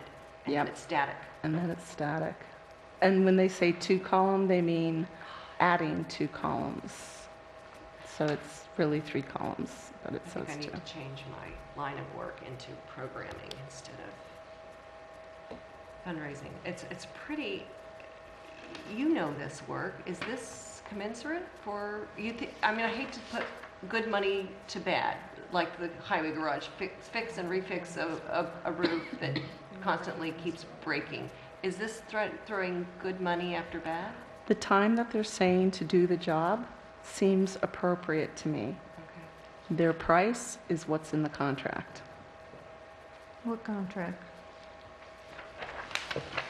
The website contract? And when is that one up? It Because is up. we don't want to go with Bass again, do we? Do we really want to go with that? Oh, it's an awful website. I'm sorry, but No, I mean, I wish you would have said that to me like did we redo 4 hours ago at the start of the meeting, and I would have I not wish you would prevented have said going it. with dog. I wish you would have said it 4 weeks ago before we did the back end update to the entire website. I'm trying to be responsive to the community who, you know, comes to the office, problems with the website. I've said it since day one of coming into this office. The website is not user-friendly. I mean, I know we're all used to what we used to have, Fred's website. Our website was great before. It just happened to be the administration that was here and attended those meetings are not the ones that are using the website. So here I am going to Gretchen every other day. Can you add this? Can you change this? Can we get our, you know, why was my not paying taxes online? You know, there's all these things that were not done to the website when it should have been done. Those that that came in and We were designed under this, contract. they were not We were under there. contract, So we couldn't change. Gretchen has been so receptive to every request I've ever sent her, you know, can we do this? She looks, This is you know, stuff that into they it. should So be doing. the last several months, she has been working with me. We've been talking with them at BAS. You know, when we're in the city, Rob's been sending me different sites, showing me, hey, this is how they do other towns. Who's Rob? Rob Beatty. Is he with Bass? He's your BAS. Okay. It's him and his brother Dave. And Gretchen has been working with them and found multiple towns. They sent us samples. We discussed the samples that they sent us, and we agreed to something that would fit the towns, like what we thought would fit the town and make the homepage look nicer. So really the request started from a conversation. I said to her, hey, why can't we do this, this, this, and this? And she spent hours Trying to looking get this this. up, sending me comments saying how we should, you know, to try to do this. I mean, if you say you don't like BAS, No, I Plus, understand. we've done, I mean, a significant amount of time of doing updates on the system. So, you know, what's hard is that Gretchen is the only one in-house that knows how to make any of these changes. You know, there's been no training to Gretchen, others in positions is this that only should be about the making it. You look, know, or is it my going to make office, it simpler?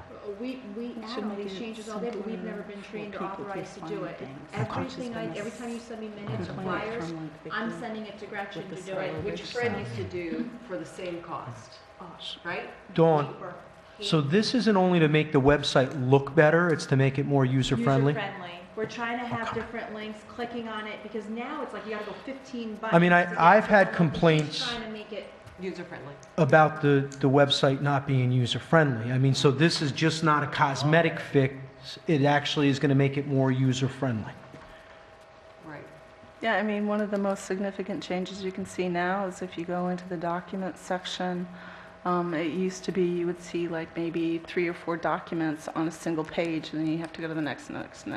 Now it's like, it's a reasonably sized icon listing, and that we can actually make sure that even if we get like the minutes from the planning board or whatever, and Lucy send them to me on time, I'm just using this as an example, we can set the order.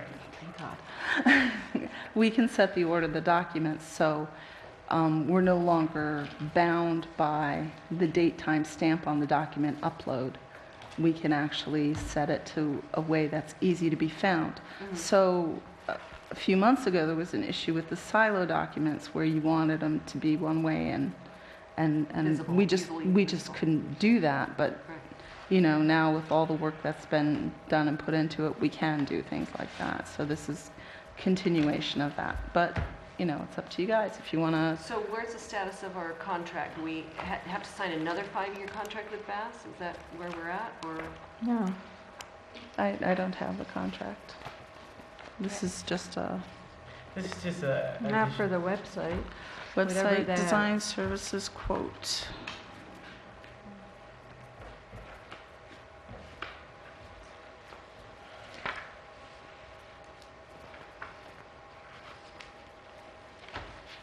Are there any other questions? What is this, requires that third-party website edits policy be signed? So this has to be signed? Yeah.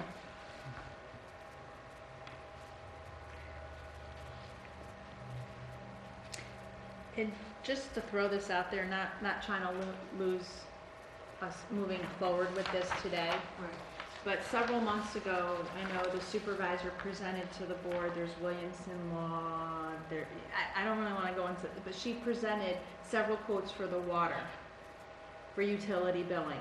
Well, we looked at them, we decided we didn't opted do to anything. stay with who you stay with. Now, the packet that was presented tonight for the online billing for dog licensing, on their last page, it shows you everything that BAS has to offer. There are multiple companies out there that do everything that BAS has to offer, you know, and of course I cite Williamson Law because I found that personally, if water would have changed, I would have been coming next to the board to say, hey, listen, let's give Williamson Law a chance here in the town clerk's office. Yeah. I work with them other capacities in this building. So, I mean, if the board's gonna look to stay with BAS, you know, I would encourage the board to consider moving forward with this. If you, in the gut of your feeling, think you're not, I would ask that you kindly give me the heads up, and I will hold sending this contract from the online dogs. So, I mean, we should really make our website user-friendly, and that's what Gretchen's trying to do for us. Right, but at her own cost of time for, you know, we're paying them This is stuff that they should be doing. $280 a month for I mean, the town web email is just incredibly un-user-friendly, in my opinion. I find it's Outlook. really irritating. Yeah, It's a totally Vicki doesn't different like thing. Outlook. Sorry, what was that? I said, you don't like Outlook, yeah. Not the Dawn was basic asking. light Yeah. remote version. I mean, I've used Outlook, but not the light version. I mean, we're spending a lot of money. Could we get the regular version, not the light version?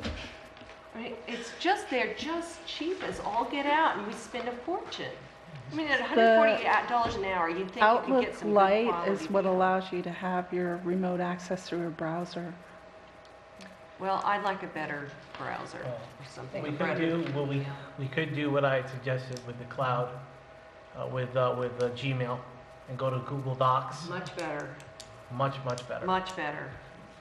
We That's- switched from Outlook to Gmail, but I And, don't know that I Bass would have- do that. I have, You're gonna charge us another $140 an But that hour to do is, it. that's all about email, which is a different system. that's a totally different.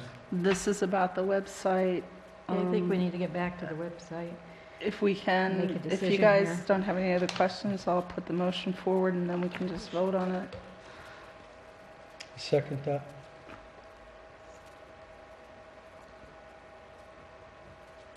Councilman Delango? Yes. Councilman Hitzelberger? Yes. Councilwoman Doyle? No, Councilman Prodi? No. Supervisor Prodi?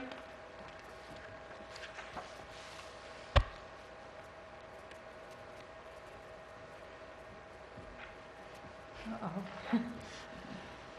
This is where the supervisor comes in. tiebreaker. Oh, yes. Tiebreaker. And this is so you can make changes. We've looked at our surrounding towns. There's Northeast, there's Newbury, we kind of compared everyone locally to see what they had. They're using DAS. No, their website. What we Oh. did is we looked at other websites to see what they had on their homepage, how they were laid out, the type of tabs, the weather options. They have an tools. IT person who takes care of that. So we looked at theirs to see how we could make ours similar to our surrounding towns. We went out with Orange County, Putnam County, Upstate. So they sent us samples. So I mean, this isn't something that I'm we not just sure came what up it with. means when it says we will not be held liable for any errors. So if something happens, they're not It going to means fix it? that if a mistake is made when you change the photograph, BAS isn't going to fix it for free. If it brings the site down, it's not BAS's fault. It's the person who made the change Freddie when will they fix it changed for the free. photograph. Well, Freddie's not here anymore, unfortunately. I think we've got great talent in this community. But like I said, Then we can't use, yeah. you can do one, you can do both, you can do neither. I just think It's if it up to makes you. it more user-friendly for the public, I think it's a good thing.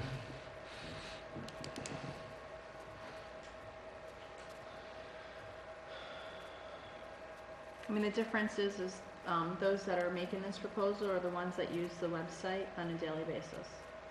But it's saying BAS is not responsible for repairing the issues on the website. So Right. who's going to fix them? Well, you could hire BAS to fix them, but they're not initially responsible because they're not the ones who brought it down. Please save us What from the heck that. did we get? $140 an Well, hour. the positive thing is Gretchen's the only one's touching it. I have faith in her. Maybe we should hire her as our IT person. We tried. That's a I'm just conflict kidding. of interest. No, it's a joke. No, we tried. I reserve the right to say no. We were appointed instead. Yeah, well, We wanted to. So you'll be the only one who'll be going on the website and making changes? Or you will just be the one making changes to the On the background? photograph, there will be a explicit procedure for doing that, and whoever the town board wants to do that will be given that explicit procedure.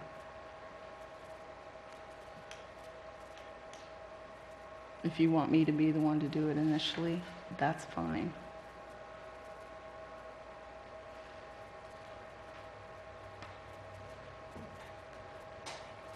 Well, the good news I is don't we have 4 understand what, seasons of pictures. why this is different from what we're already doing, because we're going in and making changes to the website. This is a back-end change as opposed to adding content. We got a boilerplate thing. Got the cheap And one. now, to make a tiny change, they charge us $140 an hour to make a basic layout change. Every time we want a tiny layout change, I guess we're held hostage with this This is $140 a an hour. template change, not a layout change to a It's the single whole page. front screen. It affects whole every screen. page on the website.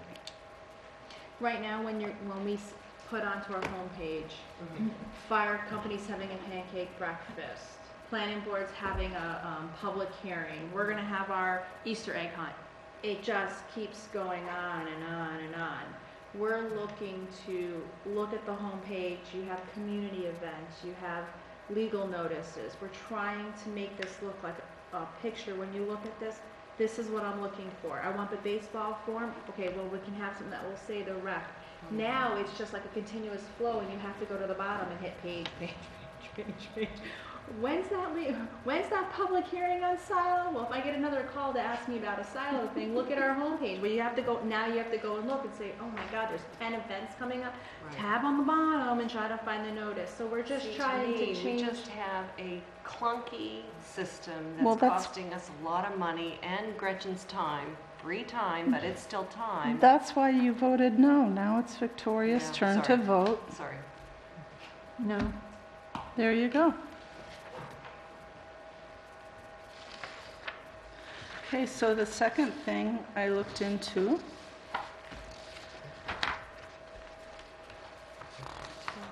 go and pass it down.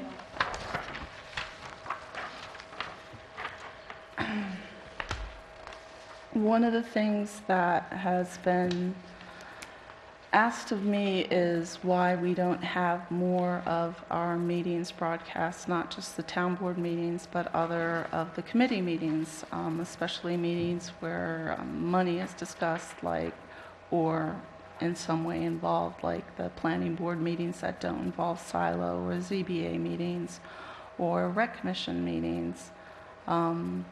So what I was thinking, because I know we don't have a budget to do Mike's services for that time, was to get a static camera that could be used to film meetings that aren't broadcast simultaneously on Channel 22. And the camera could also be used for things like filming some of our events, or taking photos at some of the events to create content for our website. We're doing things like making the podcasts that we're going to be doing for Thomas Young Park. I did ask Mike to look into what type of camera we should get. His, and rightfully so, opinions came down the side of it's better to have a human doing this and than just a static camera sitting there. And unfortunately, we don't have the funds for this, for a human to do that. But if we could at least start with having just a camera sit there, and then we could upload content to the web, this wouldn't be something that could be simulcast, uploaded on Channel 22. The quality wouldn't be there, but it would allow us to increase our meetings on Amenia TV YouTube site by having those recordings. So And where would they go? Just on YouTube? they would go up on YouTube. We could, and then if we have static photos, of course, we could add them to our website, but not the front page. And what committee meetings did you have in mind? Well, for example, I said the planning board, the ZBA, and rec, because all of those have funding conversations in them. Maybe water.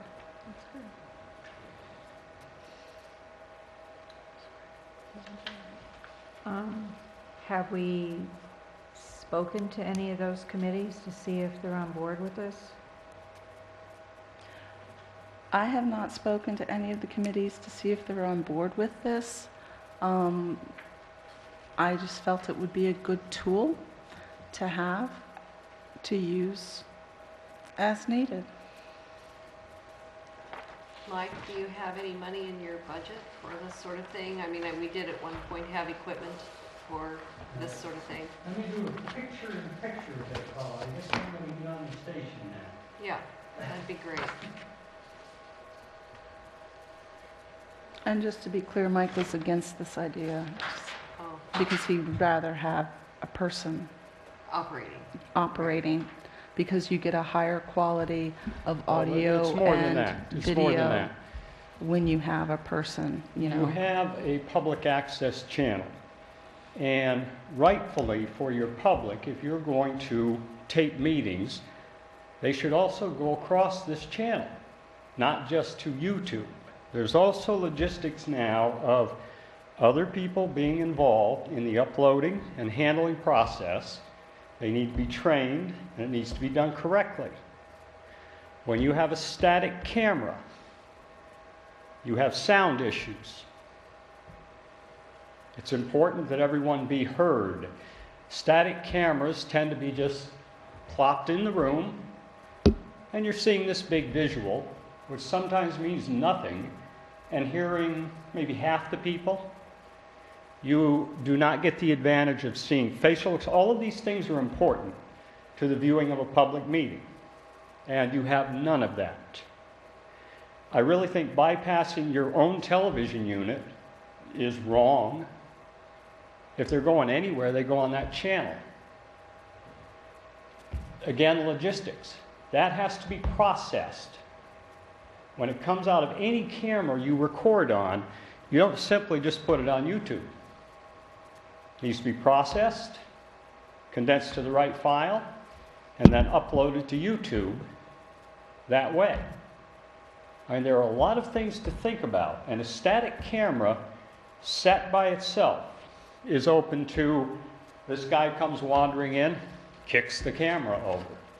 So you have to ponder, are you going to put money into a camera that will pick up all the audio in the room so that you can hear it? Because if you can't hear the public meeting, there's no point. You're going to be into $1,500 or better to get a camera of that level, another $200, $300 in a tripod that's going to sit out there for somebody to maybe run into. You're going to have whomever, a secretary, as you described to me, responsible to bring it in, turn it on, set it up. Yeah. I mean, I'm sorry, Gretchen, but I see this as like not doing the public any kind of a service whatsoever. If you're going to have a public channel, you should use the public channel.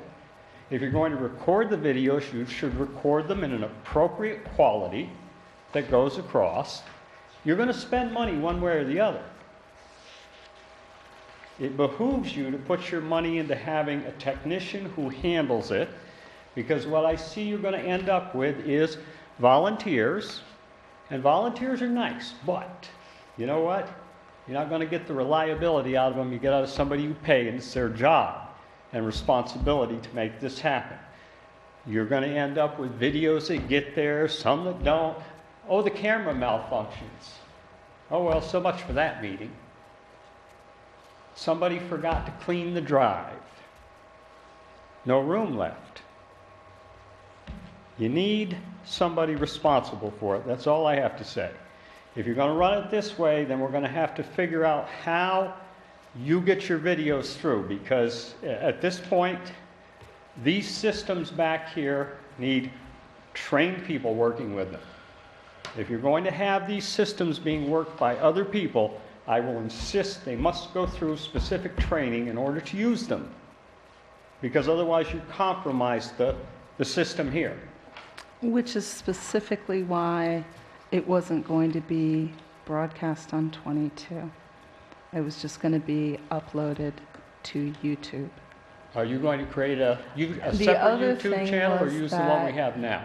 Excuse me. The other thing was that one of the things I discussed with Mike was if it went well, if there was a demand for listening to the meetings, other meetings, that it could potentially be a definitely good reason to increase the budget to allow for more fully broadcast meetings, simultaneously broadcast meetings by increasing that budget line.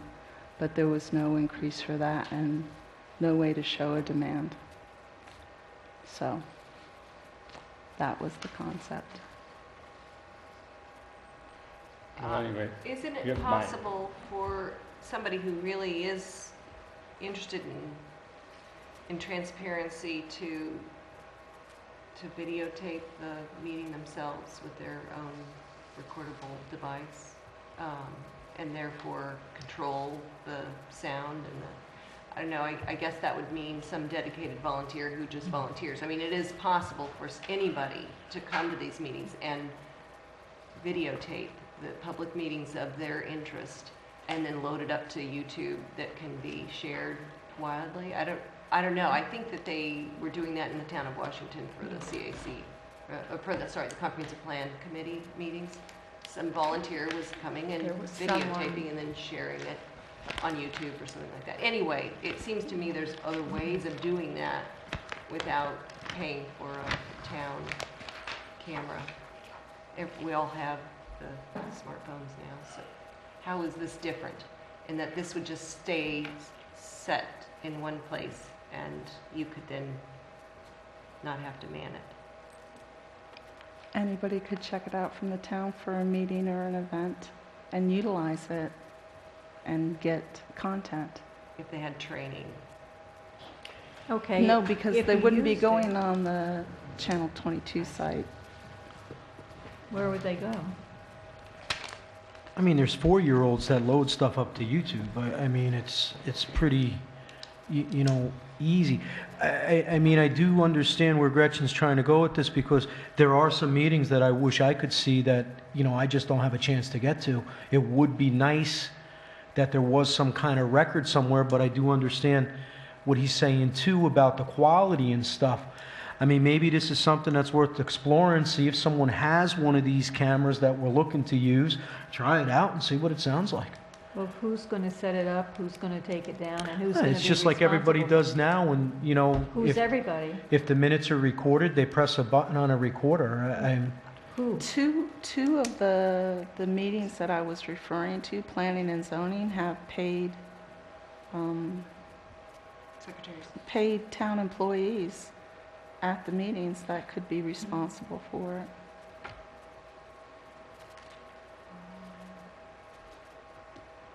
It's just a question of if you want to start, if you want to build content, if you want to provide information. And it's a place to start. Well, it's an interesting discussion. I mean, I'm the first one, I don't like being on camera, but, you know, there are some things that I wish I could have went back to something and say, hey, let me watch that, you know? I mean, even if it's for our own, you know, for board use. I mean, how many times there's a committee meeting that you wish you could make and you can't make it? I would like to know what goes on. But I'll tell you, another thing is that it would be good, you know, you see there are very few people in the audience and a ton of people watching. It's really important for people to attend these meetings to get feedback at the CAC, I don't know. It's a double-edged sword, right? Because I'd rather have people sitting here than watching it at TV. I would That's too. just me, but unfortunately, Right. it's not happening that way.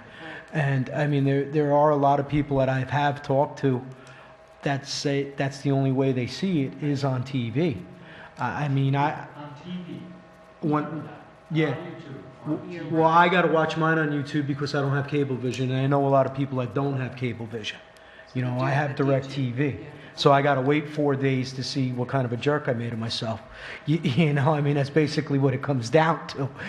But I would like to see more people in the audience also, because you get their reactions. You could, you know, see, hey, am I going a little too far? Am I going the right way? Am I going the wrong way? But unfortunately, in the age of technology, it's not happening. So, I mean, it's worth a discussion, I think. I think we need to talk to the secretaries about what kind of logistical additional duty that might entail, because And I the, know and how the committees complicated it themselves. is getting ready for a planning board. The last thing you may want to have on your list to do is to set up a camera and monitor it. It's very intense being the planning board secretary, I could just say. But you know, speaking from experience, I know Larissa sometimes goes back to YouTube for a televised meeting. Yeah. What did I catch on that, or what did I miss on that? You know what I mean? So it is helpful. Yep. You know, again, I think it's open for discussion. And I think this particular GoPro camera, one of the reasons that I made the selection for it was it's as easy to use as one of the recorders. You just It's put it on. You just put it on the desk, press the button, and go.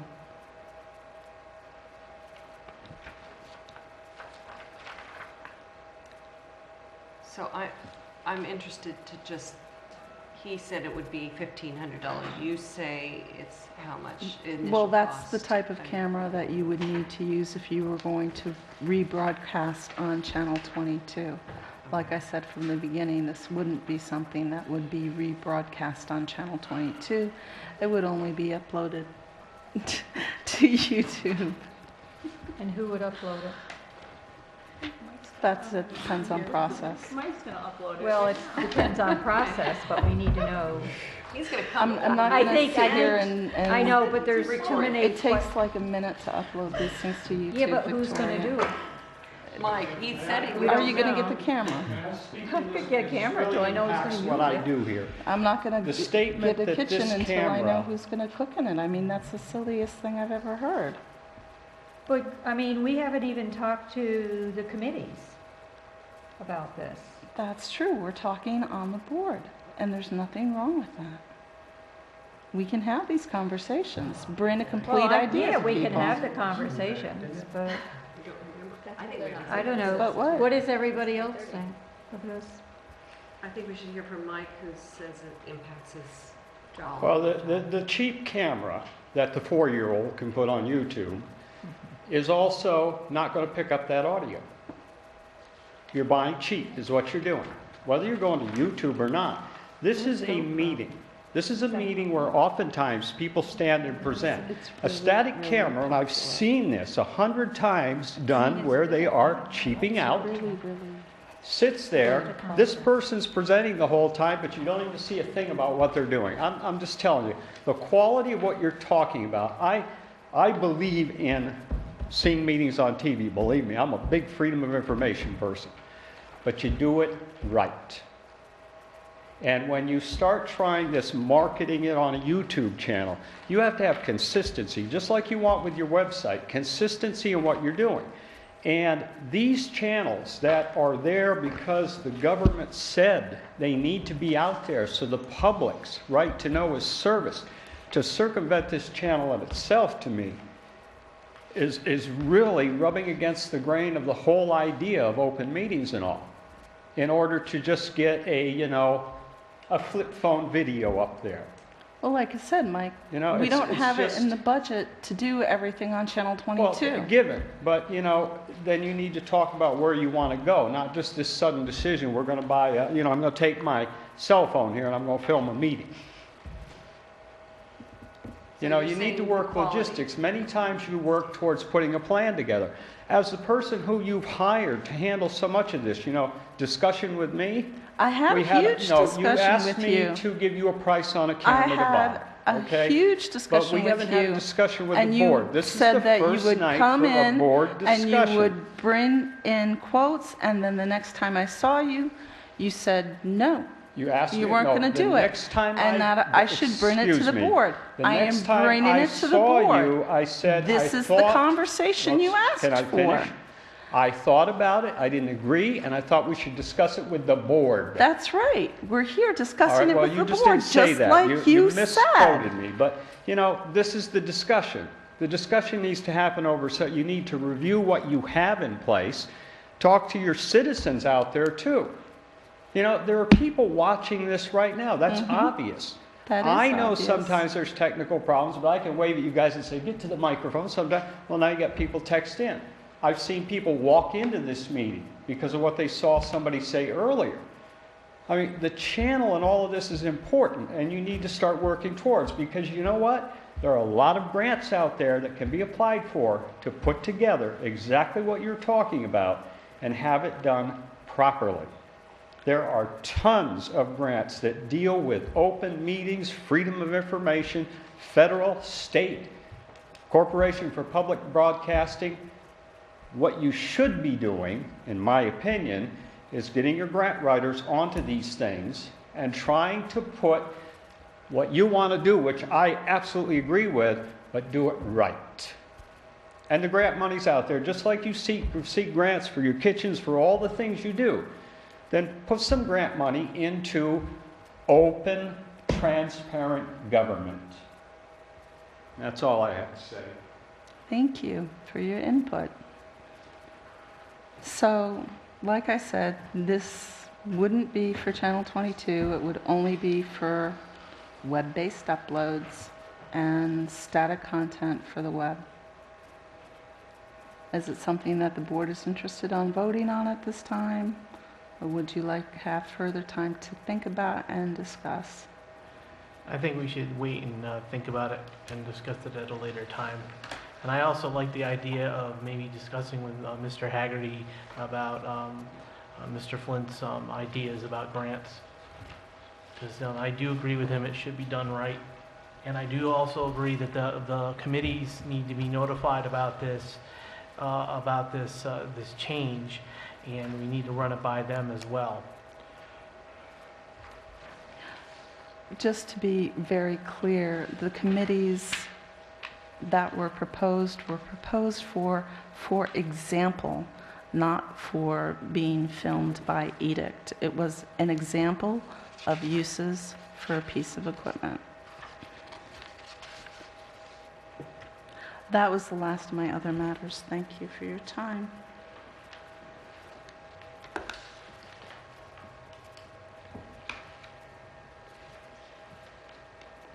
I have public comment.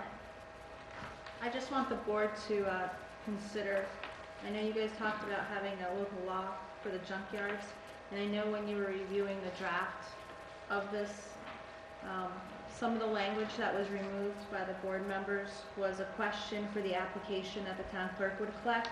Have you ever been convicted of a crime, felony, misdemeanor, or violation, yes or no? I know that you, majority of the board felt that it was a moot point to have it on the application, but after looking further into it, I had, thereafter, most of all the forms do already say that. In tonight's gathering permit from the building department, and I never thought about grabbing all of the building department applications, I'll ask that same question. And I know, I just would like to bring it to the board's attention, that was a question that was taken out of the draft version. That probably should be put back in. That probably should be thought about being put back in. It's on our Okay. concession stand, it's all of our gambling applications, and I meant to send you an email to send you those applications, but having John's application, and I can see it's from 2007, this particular form that was made up, it's on there. So I just want to bring that to the board's attention, thinking we don't really need to know, but perhaps you would like, it's just a yes or no question. Okay. And then what happens if it gets answered yes? Well, and it brings up a conversation that the board can have. if that is a yes answer, you know, it's You gonna might be. want to find out what the problem was. Yeah, I mean, it's on all of our other applications, and we already asked, so when we're doing our concession stand, you know, I asked at gambling, your gathering permit, so I don't know, if Mr. Flood had checked yes, what would have happened this evening? I don't, you know, it was a question that was initially presented. I mean, you buy And a it's gun, on it the asks you if current- you're ever convicted of a felony. And it's on the current application now for the junkyard license. So I just want to let you know, it's something that's being omitted in the new law. What are your feelings on Comment, that? not a conversation. Well, Do you have a I copy of believe- the current application? I'm sorry? Did you have a copy of the current application for the junkyard?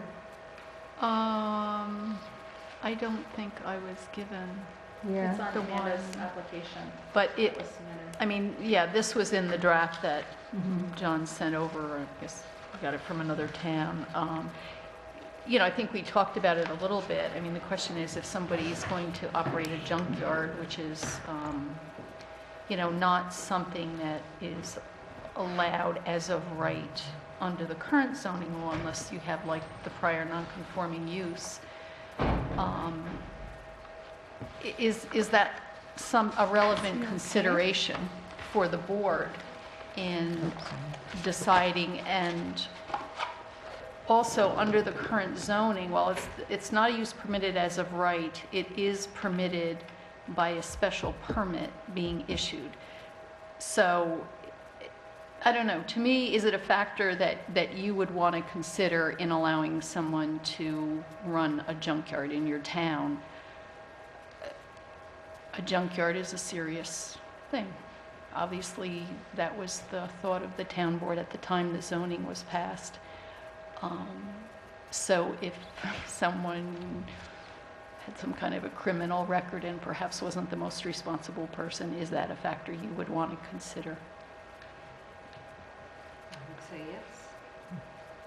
There's a lot of She damage needs that to can get a be done. copy of the application. Well, and that's the application and everything that we've discussed, you know, with the current application. I know the answer to it. I mean, it won't change the current applicant's application.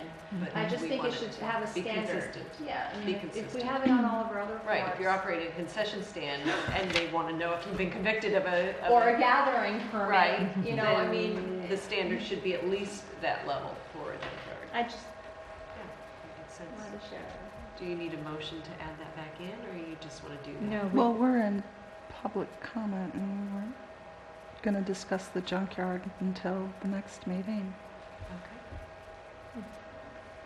well, she can put it down as a suggestion. I mean, we're just, I mean, Well, the thing is, everybody I don't needs know a if chance you're, to look I don't at know it. if you want to try to introduce this at the next meeting, but if I need to redraft it and put it back in, then you know, I don't know if there's a consensus. Okay. There any other town board comments?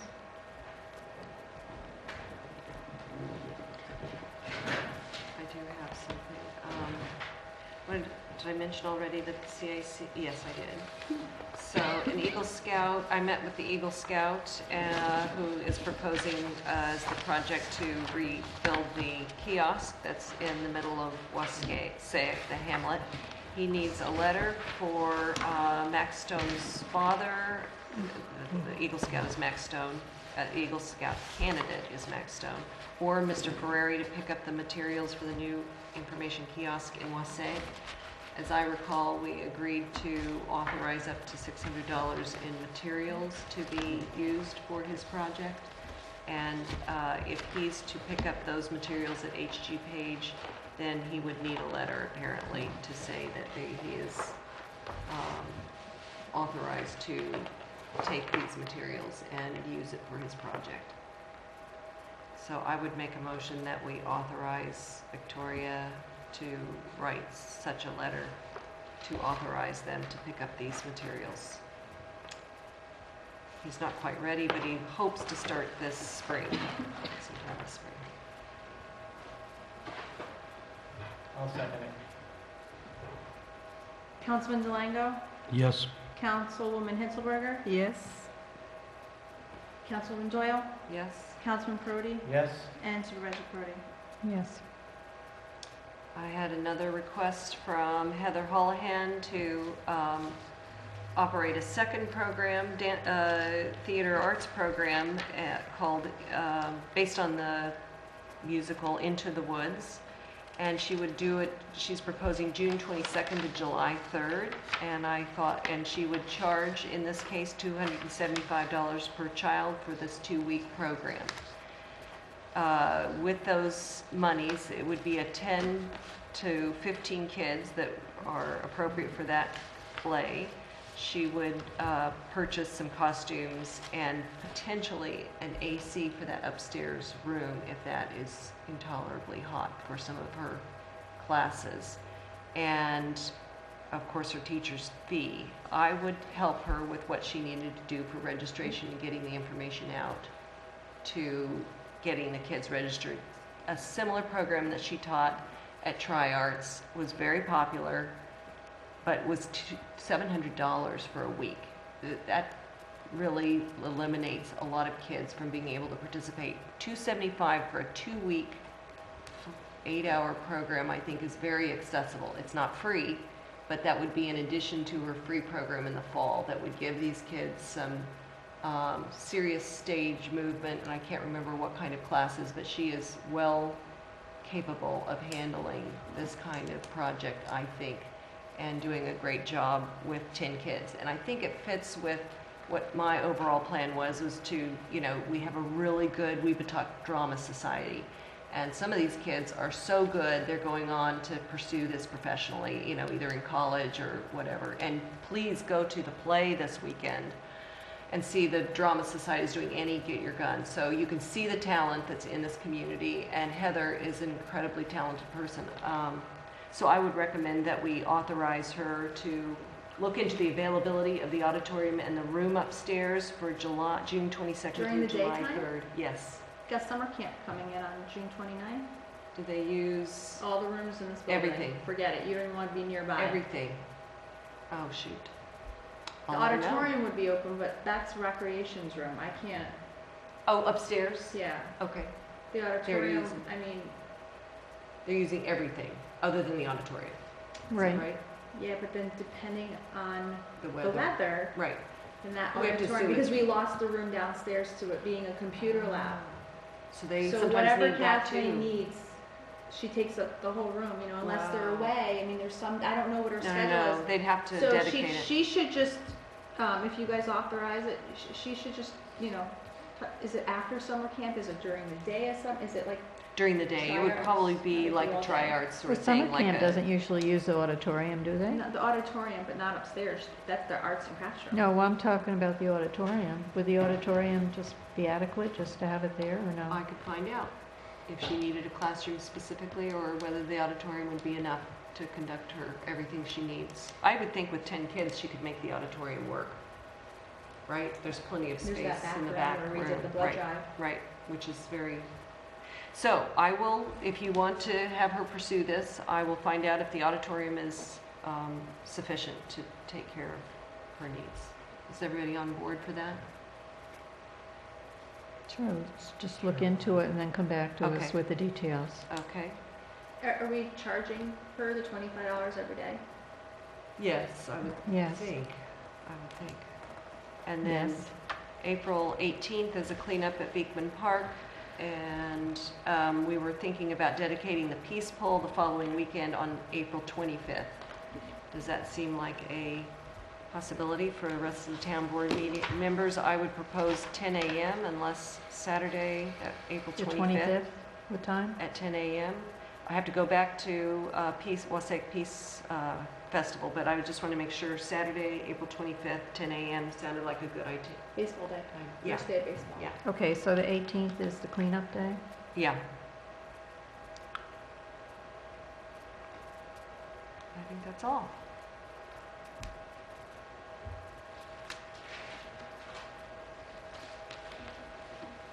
Okay, are there any other town board comments?